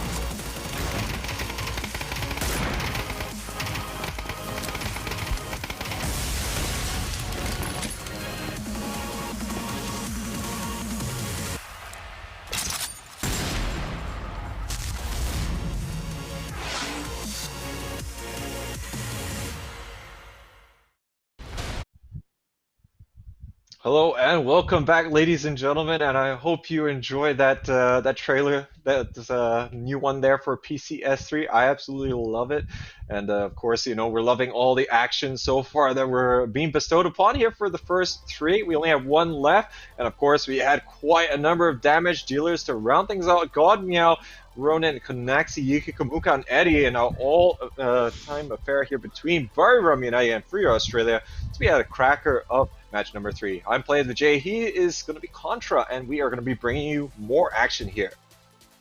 That's right, and look at the top 5. It's consisting mostly of Buriram as well as Fury members out here, dishing substantial amount of damage, with the highest being God Meow with 673, 662 for Ronan, and Konaxi on the third place with 623, with Ikikamukau coming pretty close by with 572, and also not forgetting Edie, where they have been able to pick up a whole lot of kills for those that are exiting the military base itself until the very end. We saw a good challenge coming in for Fury to try to take the game away from the side of Buriram United, but hey, the game was pretty much well booked by them, as they have most of the control of the areas from the get-go, and they have known exactly where Fury was coming from. So with that, Buriram now takes the lead, with LG Divine crashing out a little bit earlier than they should. Will there be any other big teams that you are hoping to see to make that splash in Game 4? Well, I think Game 4, I mean, we're well poised to see big games from a lot of these teams that definitely show a level of ferocity above the rest so far. But I think like maybe one team that we haven't quite seen get into their stride, like Battle Arena Elites. I think when we had PCS2, they managed to get off to quite a good start. So it's something that we're going to be watching out for. Fury as well. I mean, that's what they managed to accomplish with 2 players remaining. Imagine if they managed to get everyone firing on all cylinders with Insight and Flood in tow as well. That's going to be turning out pretty well for them as well. So I think everyone just trying to find their place here on day number 1, as we're going to be having our very final game, and everyone would love to have a strong finish. That's right, and once again we are looking at another contest coming in towards Pachinki, where both Ferox as well as Magic are going in for round 2. And though they did not really fully commit towards the battle back in game number 1, I want to see it pretty much go neck to neck between the two of them as they try to establish control of the entirety of Pachinki. Yeah, I would want to see that as well, as these teams really want to show us to contend with something there, and looks like this is almost as a neutral circle as you could possibly get here on Erangel. It's not even going to cover any part of the Sosnovka Island side of things, so everyone else can really focus their time on just getting these nice central positions. But hopefully that means that more teams will pile in around Razok, and things will just get awkward, and we'll all enjoy quite a bit of a spectacle on our part. That's right, and this time around, Battle Arena Elite's not having Milta to be their main dropping point, as the flight was a little bit too far-fetched for them. They'll be moving in towards military base, kind of exchanging places there as compared to what we saw early on from Angel Alliance. And speaking of Angel Alliance, they will be on the north as well as the south side of Georgia Pole, so lots for them to make good use of for the moment. As you can see, here's the settings for Konaxi. Oh, indeed, and going to be using quite a diverse range of gear there, and yeah, to each their own. But of course, these guys definitely have honed as to what is going to help them deliver on the big stage. And of course, Bariram have been delivering so far. I mean, they were looking pretty good already here in map 1 and 2. Just unfortunate, maybe some of the circumstances they were under, particularly in game 1. But game 3, they had a great plan, and they had the abilities and skills to really deliver on that one. So they're going to be reaping the benefits. And now Battle Arena Leads is actually dropping on Sosnovka Island. So, but I mean, I can understand. Game 3, we had a very lateral flight pass, so I can kind of understand that. But they're going to be playing for a longer game here for sure. That's right, and it's interesting to note that they've added new features to Arangel, and I like the docks over the south side of the Sanaskar, and immediately we do see that commitment inside of Pachiki. Imuma has found Muni on the ground, and well, even more members being spotted by Imuma right there, as Sweet Soul will be the one trying to revive his members that's on his knees already. He's being pinned down by the corners of the broken wall, so Rain's just going to tap from the back as Tonke gets him over on towards the rooftops there. Oh, getting caught out there, not really able to spawn out. Tonke, he went all the way around to the northern side, so really catching the Ferox team member off guard. But that's going to allow them to get a little bit more coverage as they're going to be enveloping the compounds. But at the very least, they do manage to get their team member back up here, so they can bring a little bit more to bear against the client team. But it's still going to be a little bit difficult. They don't have a lot of intel, as you can possibly imagine here for numerous times that people will drop in Pachinki, and yeah, you can find players here, left, right, and center as Tonke completely exemplified just now. Well, I gotta say, Tonke definitely working out on all these sort of the outer regions of Pachinki to be able to just catch better glimpses of the side of Team Ferox. And Muty, though he might have suffered a little bit of the damage that dropped him on his knees early on, he is pretty much back on track. But now most of these members from the Australian side has been stuck over on towards the same compound. There seems to be almost no escaping from this region without facing the members of the side of Magic. Oh, indeed, and with the kind of circle that we have, it's both of these teams can play the waiting game as long as they want until one of the team makes a mistake here, and you can already see Tonke here exposed quite substantially, and that was almost one of those said mistakes that could really swing it over. But for now, everyone's going to be holding tight. That's right, and early game commitments is never really the best case scenario for either side of the teams to be getting themselves on the tops of the chart, and with this sort of risk that they're taking here, Magic Esports is hoping to just close things out against Ferox, who doesn't seem to have all too much going for them for the moment, but hey, level 3 gear for the side of seat, so at least he can soak some damage that's incoming if they were to really go on and engage. So what they could do is maybe to turtle it out until the side of Magic Esports give up, or wait for them to just push right in towards the corner to be able to punish them the moment that they go in for the pursuit. So here comes Muni. Goes in for a couple of taps there, not really getting the connections right across, but we can see Valak definitely holding them out of the angle so that they could not move on towards the next compound.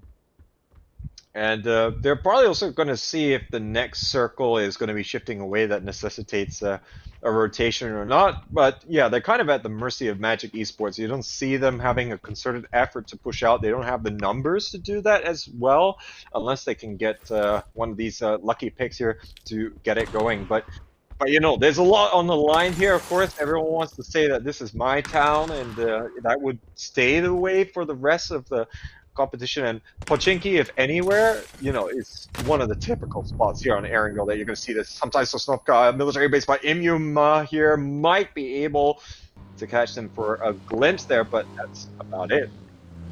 Oh, Baruram, they're looking to book the heels of Pochinki as well, but the spot out day trade right across, so they will fall back for a little bit, respecting a little bit of the territorial control that day trade has already established.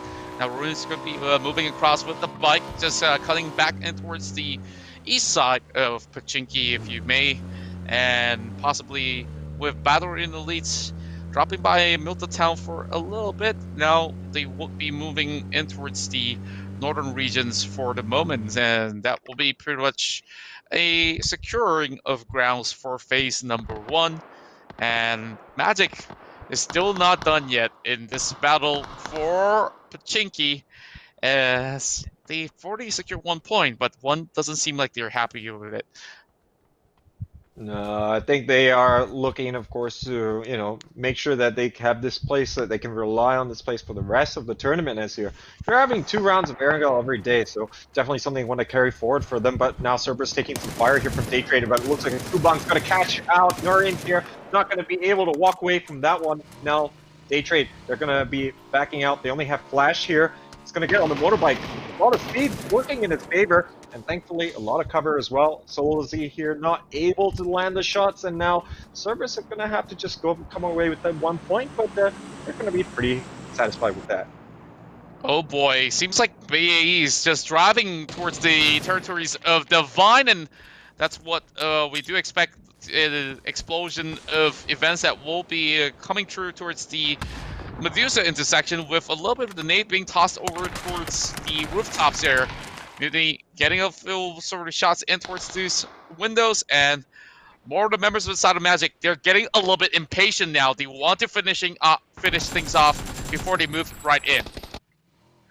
Oh, this is an interesting circle. These Pachinki teams are going to have to call it quits here, but Mutiny here is going to get taken down, and this is looking a bit precarious for them, but not sure whether or not that the Thai squad wants to actually exact a little bit more pressure here before they go. Looks like they're going to be able to land a perfect nade there from Tonke, and they're going to be able to take down Pixel. Only one member remaining here for Ferox. Sixrin again here, the last surviving player, and he's just trying to get away, but I think his position is completely well known. They're going to be backing up the stairs here, looking to take him out. He's only got 6 HP and a dream, and he's got no more space to run away from the nades of desperation coming out here, but they are going to be clearing this out methodically. Wow. Interesting effort, and of course, valiant enough for them to still try to do what they can. Ronald's going to be able to pick off Nikki. Oh, what a shot that was. And Ronan's going to be able to finish that off as well. So there goes Levi's with Divine. Pretty much losing another 2 members from the get-go. That's a couple nice picks, but the shot there from inside, absolutely sublime. Going to be really putting a dent in our current runner up there. And oh, it looks like Levi's is going to get run over again. But this time is Ronan is going to do that Algin bots though with the K-Mine action. Takes down 2 on this Angel Alliance coming up huge here as they're catching these teams in rotation. Unicorn is not in a great spot at the moment, is not also trying to land a bit more, but looks like they are going to be able to get just far enough away from this. But man, what a good bit of shots there in a short amount of time.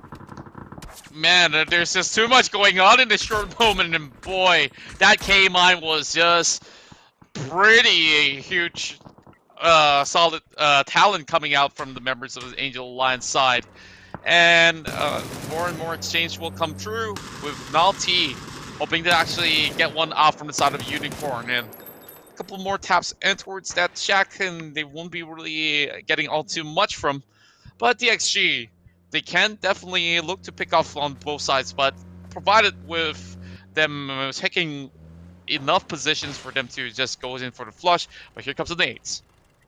Oh, they are completely surrounding the compound. I think, Unicorn, they just don't have a lot going for them here. They're just going to be holding up. At the very least, they have a decent building to try and hold as their last stand. But that's not going to be enough here. Long K and Division X Gaming, they have got bigger things on their mind, and to them, this is just a couple of points in the bag. But they, of course, need to not get too overzealous here, and they need to make sure that they can close things out without taking too much in the way of losses. Yeah, and although there's going to be a little bit of updates of the circle right there, we're going to be fixating our eyes on this Unicorn's defense as more and more members inside of DXG looking to invade, and this is in between the legs of Yasnaya. Okay, I'm pretty much done here. Yeah, this is a little bit precarious because, we got like many canal rotations here across the river, which is going to be difficult for teams to try and deal with later on, but I think we'll see those problems arise a little bit later. Currently, right now, they have to call the fire department because something is definitely on fire here. Look how much smoke there is, and the Molotov's primed, but it's not going to hold back Division X Gaming. They're going to be able to clean out that blue. And only going to be Klee left, but he's in the other building at the moment, so they're going to be searching for a seemingly non-existent person. Yeah, and look at the ferocity that they have on the side of DXG. They just hunger for blood, and here comes now to give him a little bit of a flashbang. They already spot out his position, giving away, and it will be Fergus that will nail him down. This is going to be the second team that will be crashing out, and with that, it's another great 4 pointers that they have achieved out of this scuffle. Yeah, not too bad from Division X, but Unicorn Cyber, yeah, it's a little bit unfortunate for them. First day here at PCS and only 1 point to show for it, so they're definitely going to have to go back to the drawing board, see what kind of things they want to change for tomorrow's competition. So definitely they'll be looking at this game with a bit of anticipation and with the notepad out for sure. Yeah, I guess so. And while the rest of them will still be keeping themselves ready for day number 2. And for now, Unicorn, they really doesn't seem like they been training all too well. They just segregate themselves into its multiple areas of play, although they should have been able to actually defend that pound all too well. But from the future, already receiving so much of those hits, Hexagon managed to trade right back to be able to knock Los Santos.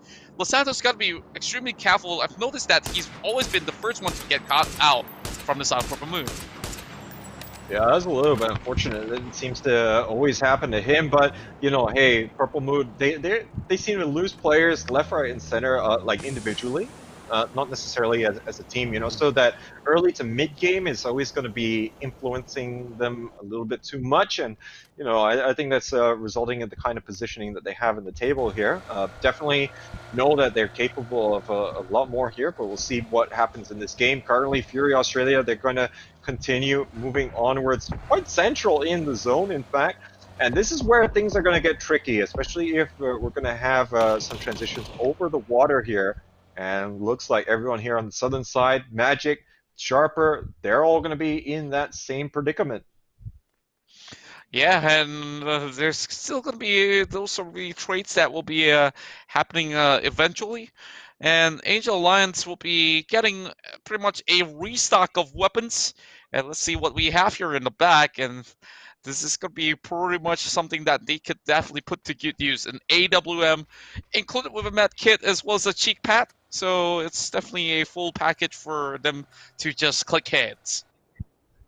Okay, it looks as though he's just going to get the level 3 gear and carry on onwards. Well, I mean, we didn't exactly see Konaxi light up the field with the AWM, or at least I don't think we did in the previous game, but now look at the Rise. They're caught up a little bit here by Day Traders. They're going to be really able to land quite a number of the shots, just not enough to really try and seal the deal here. But look at Nani moving all the way around the side, going to be able to land shots here, and the Angel Alliance going to be stealing away that one as Chimoy not able to get sustained and resurrected there. So that's about it. Victim Rise still have 3 players in play.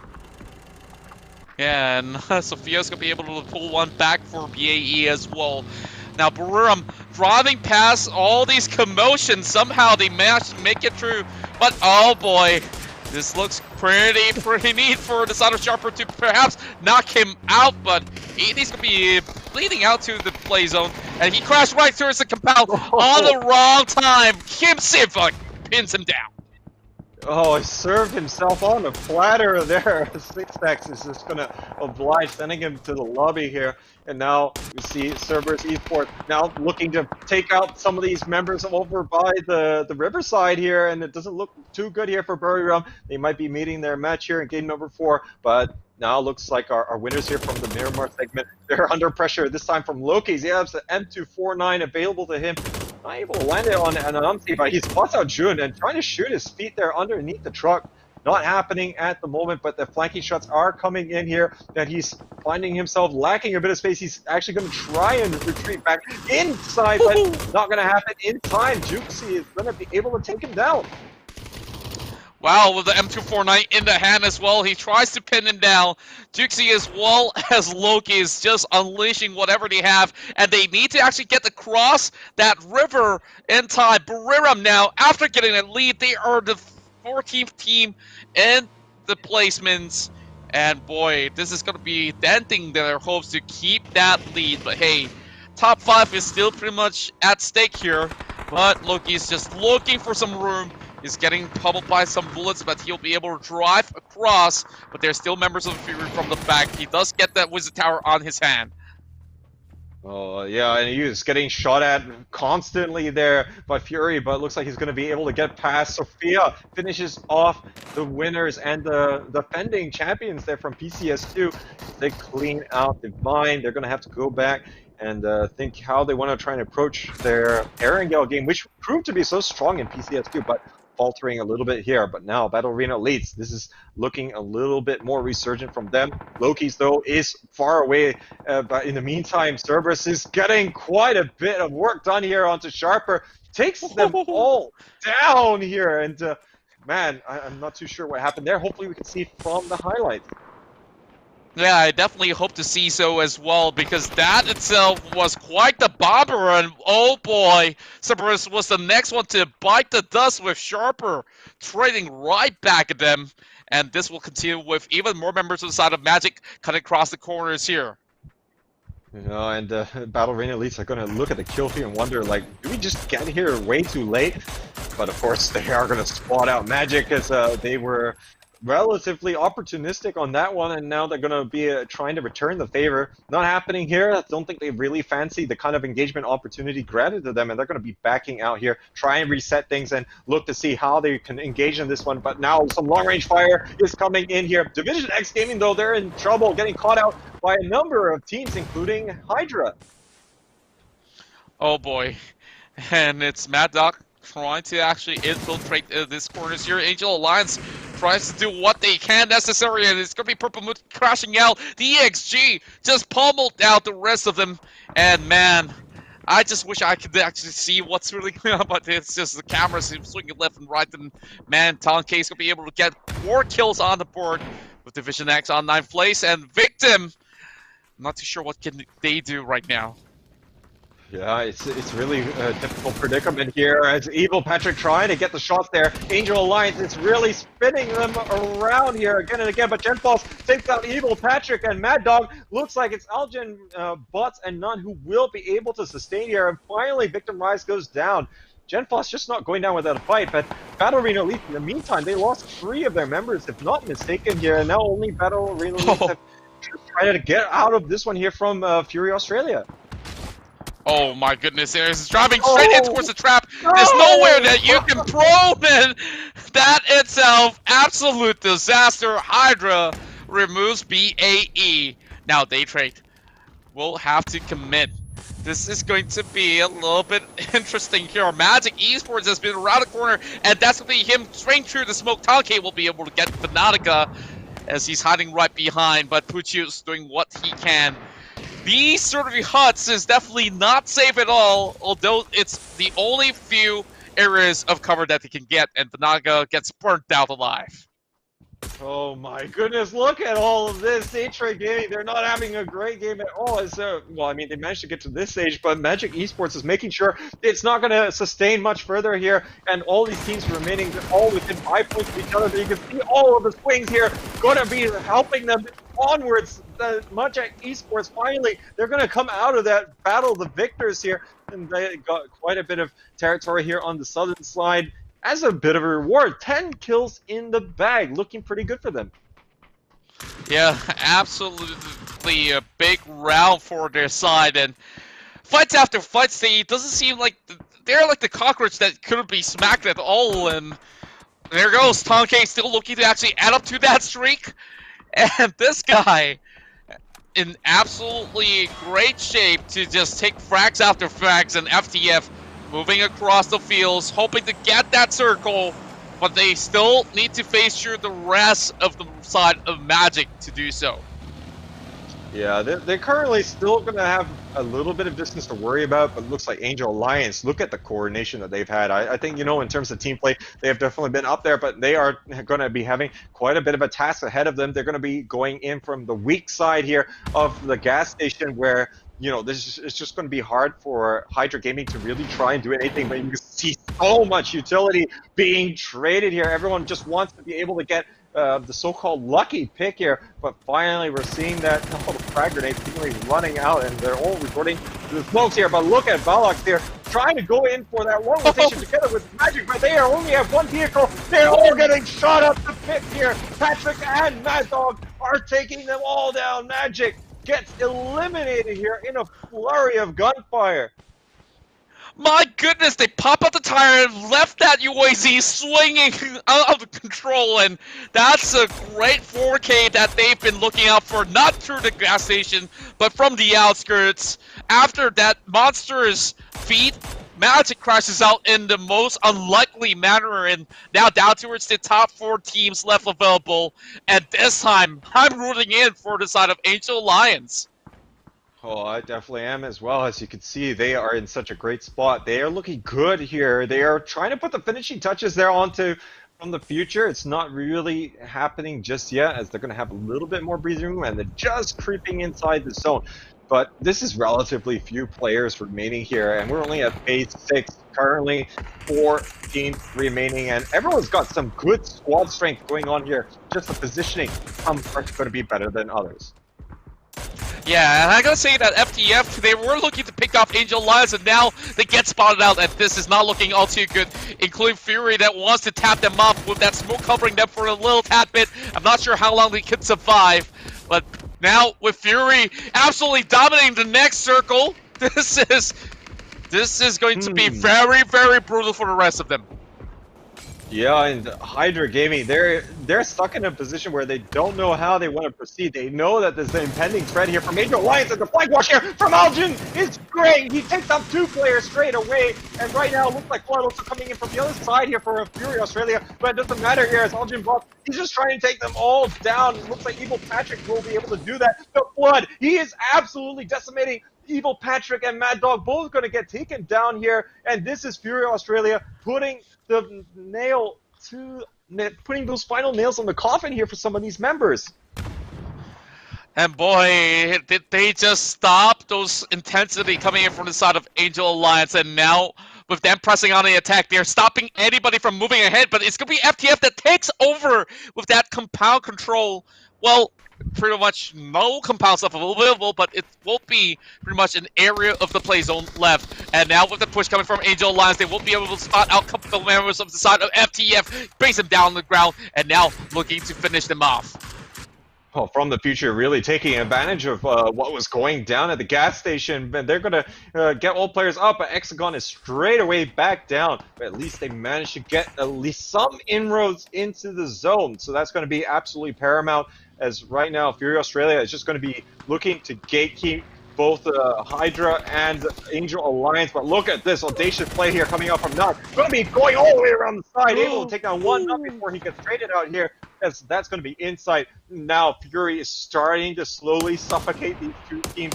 There's really not a lot that they can accomplish. Blood is still delivering quite substantially there with the AUG, and now only 1 player remains here for From the Future. Man, From the Future will be burned out by Flood thanks to the Molotov. And to me, Nan should have made that play. Yes, it does have a lot of flair, but you're looking for that chicken dinner. And now that's pretty much a whole lot of kills on the board. And Mad Dog's the only one left challenging the side of Ronan. And this will be it. Winner chicken dinner goes to the hands of Australia, with Fury closing off the evening here in the PUBG Continental Series 3 Day 1. Fury starting to look like their old selves, as they're really ramping it up here against the competition, and they have been really delivering here on this stage. And you know, you would wouldn't really put it past them to continue to pile this pressure back onto the competition. I mean, you know, looking at some of the plays that they came out, Flood really delivered in this game, as we saw him really put the exclamation point on the really gatekeeping the likes of Angel Alliance. They wanted to take the fight there to Hydra Gaming. Hydra Gaming was crumbling, but then Flood, he had other ideas. Let's continue to really jam things up here, and you know, look at the result. They're able to really clean house so comfortably. Yeah, and it started off with all these sort of big pickups here against Divine, and that was a real big takedown, as you know, that LG was the biggest threat of the tournament. with the DXG just crushing through some of all these members of the side of Unicorn, with them not really being able to trade right back. And yeah, we see all sorts of commotion across the fields with Cerberus there pick up some big fights, and Victim Rise goes in for some incredible defense for quite a long time, but that table's not going to be giving him any sort of protection. Yeah, so man, looking at this gas station of doom and destruction here, it's been absolutely fantastic to see the plays coming out here from Fury Australia. But of course, they forced these three teams to fight each other to such an extent. And Flood, you know, just from such long ranges, able to deliver consistently time and time again. Even the Molotovs at that extreme range, closing out the last member there from the future as well. Absolutely sublime. Yeah, absolutely. A game to watch, and I just need to just recollect my thoughts for a little bit on how exactly Fury out of a sudden get that big swing of a lead coming through the side, and it's all thanks to a couple of all these battles that happen all towards the southwest side of that gas station, pretty much flocked with players, and FTF tried to take advantage of them, the side of Angel Lions being absolutely busy, and we saw that swing coming in from Magic that was pretty much the UAZ of death as that tire pop and left them out of control, and that's where they just absolutely accept their fate. It's like, oh, as far as we can go. Yeah, I think Angel Alliance, they were having a really excellent game. And I think if it wasn't for these decisive plays coming out from Fury, definitely we could have seen a very different outcome.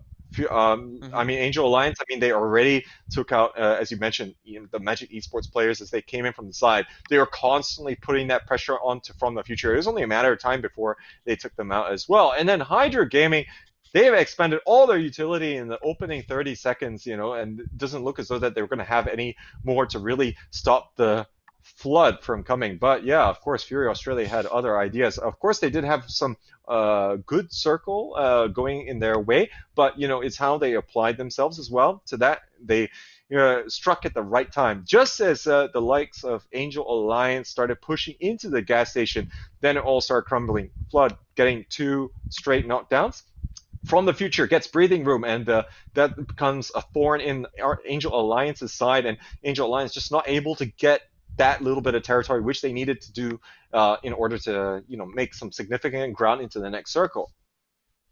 That's right, and that itself was pretty much an exhilarating game that we've just witnessed. And before I concluded all 4 rounds of day 1, I gotta say I am satisfied with most of the team's performance for today, and I just wish that there was a little bit more for some of the teams that may not have been able to find their picks as was their sort of position as they deem wish. But hey, there's still more days to go, starting off with day number 2 tomorrow, so there's still ample time to catch up before the PUBG Continental Series 3 concludes within the next couple of weeks. So we're waiting for some of these stats to be brought out on the screens to be able to check out the leaderboards to see who is currently leading the charge. So Fury, second place back in the previous angle, and finally getting that chicken dinner by the end of the day, with their chances here to be on the top scorers of the board might just be looking pretty good. Yeah, indeed. You know, you wouldn't put it past them too much. Of course, you know, with the lack of points in the first 2 games, you know, they got to be ruining that missed opportunity to get as much from day 1 as possible. And, you know, overall, looking at day number 1, we've seen a lot of teams rise up to the challenge. And even if it's not panned out in terms of individual rounds, we definitely seen some great plays. But yeah, looking at this, Fury Australia, 21 points in the bag as they come up huge with the 11 kills. But Angel Alliance, even more in the killing department, 13 kills. They get 19 points for their troubles, and that's already going to be boosting them even more. Magic Esports has a fantastic round, 13 points there. Hydra Gaming is going to be having 9. They're putting in quite a consistent set of results here from the future with the 7. Division X Gaming, Cerberus Esports, and Sharper Esports running up 6, 7, and 8th place. And already you can see there's just not a lot of points distributed for the second half. The table Battle Arena Elites looked as though they were you know, turning a corner, but then they ran into Fury Australia, and then they had other ideas. Yeah, and this is going to be the total standings for today, Buriram. will still take the lead with only 1 point of difference between them as well as Fury. And, the Hmm. competition is getting absolutely tight. Angel Alliance now with 37 points alongside with LG Divine. Your top four is looking pretty insane. Well, 29 points for both Magic as well as Hydra. Division X Gaming will come on 7th place alongside Victim Rise on the same point of 26. Cerberus with 25, 24 for Sharper Esports. Day Trade Gaming with 22. From the future, will make up the 12th place, while the rest still needing a little bit of a catch up coming on. So that pretty much will be your games that have been concluded for day. So expect some shift coming in for tomorrow on our bout here, and let's check out the top 5 damage dealers of that last round. And no surprise to see it dominated here by Fury Australia. Ronin, Flood, and Insight all making appearances here, but Ronin with a 967, absolutely monstrous, and he's going to be doing quite a number. Magic Esports, they have got to thank Tonke for putting in a shift himself. 930, the former Golden Cat player, is going to be really raking in. And Angel Alliance, of course, I'm surprised that not more of them here, given that they had the most number of kills. None is going to be there, representing 744 damage. And, they have put on quite the show. I would expect to see them really push the competition all the way. And damage top 5 for day number 1 is Haisaki with the 1,801. Ronin, God Meow, Konaxi, and Evil Patrick all here. And yeah, Evil Patrick, we saw him sustain quite a bit on Miramar, and this is really how it's been translated. Buriram as well, no splashes in, really just taking almost every fight that it can. Yeah, it's great to see so many different representation coming into the charts here, and we still have pretty much of a good run from all the top teams that have been performing for today. So for our kill leaderboard, we'll still have Tonke with a total of a massive 12 kill, and it's all thanks to all those kills that they got from the final round of inside of Erangel as well. Well, Simon T will be the pleasant surprise that we've seen coming in for second place with 10 kills. Mad Dog, still very consistent from Angel Alliance as they managed to secure 9 in the bag, 8 for Godmail of Barum United, and Victim Rises Gen Foss with a total of 8. Yeah, and these guys have really been delivering. We're seeing representation from all different teams here. As they've been really clinching things out. But of course, Tonke featuring as well in our damage statistics. So he is definitely one to watch here for Magic Esports. And this is their second season here in PCS. So we can really say that there's a significant improvement already after seeing how they have been playing here in these first 4 rounds. And looking at day number 1, we are set for quite the thrilling ride here for our remaining 20 here on PCS3. That's right, and with that, we'll be closing off the evening, I believe, as that's all the matches that we do have for today. You're currently watching the PUBG Continental Series 3 alongside with me here, Contra, as well as Play of the J. We thank you very much for tuning into the Asia Pacific runs here for our first 4 games. Tomorrow, we'll be having another 4 more to go, so make sure you guys tune in about the same time in the evening, GMT plus 8, and of course, with that, we'll give you guys a big thank you. And also, we'd like to thank of all of our organizers and also our publishers for giving us what a thrilling ride throughout the entirety of the course of the battle between this PCS3. And with that, thank you to PUBG Corporation, and also big shout out to K&K Revolution, Constant Effect, as well as Geek Events for providing us with this amazing broadcast. With that being said, any words from you, Player of the J, before we close tonight? No, I think that sums it up quite nicely. We are well set here for the rest of our roller coaster ride, ladies and gentlemen. Looking forward to the rest of it. Hopefully you are as well. Hope you have a very pleasant evening and have a good night.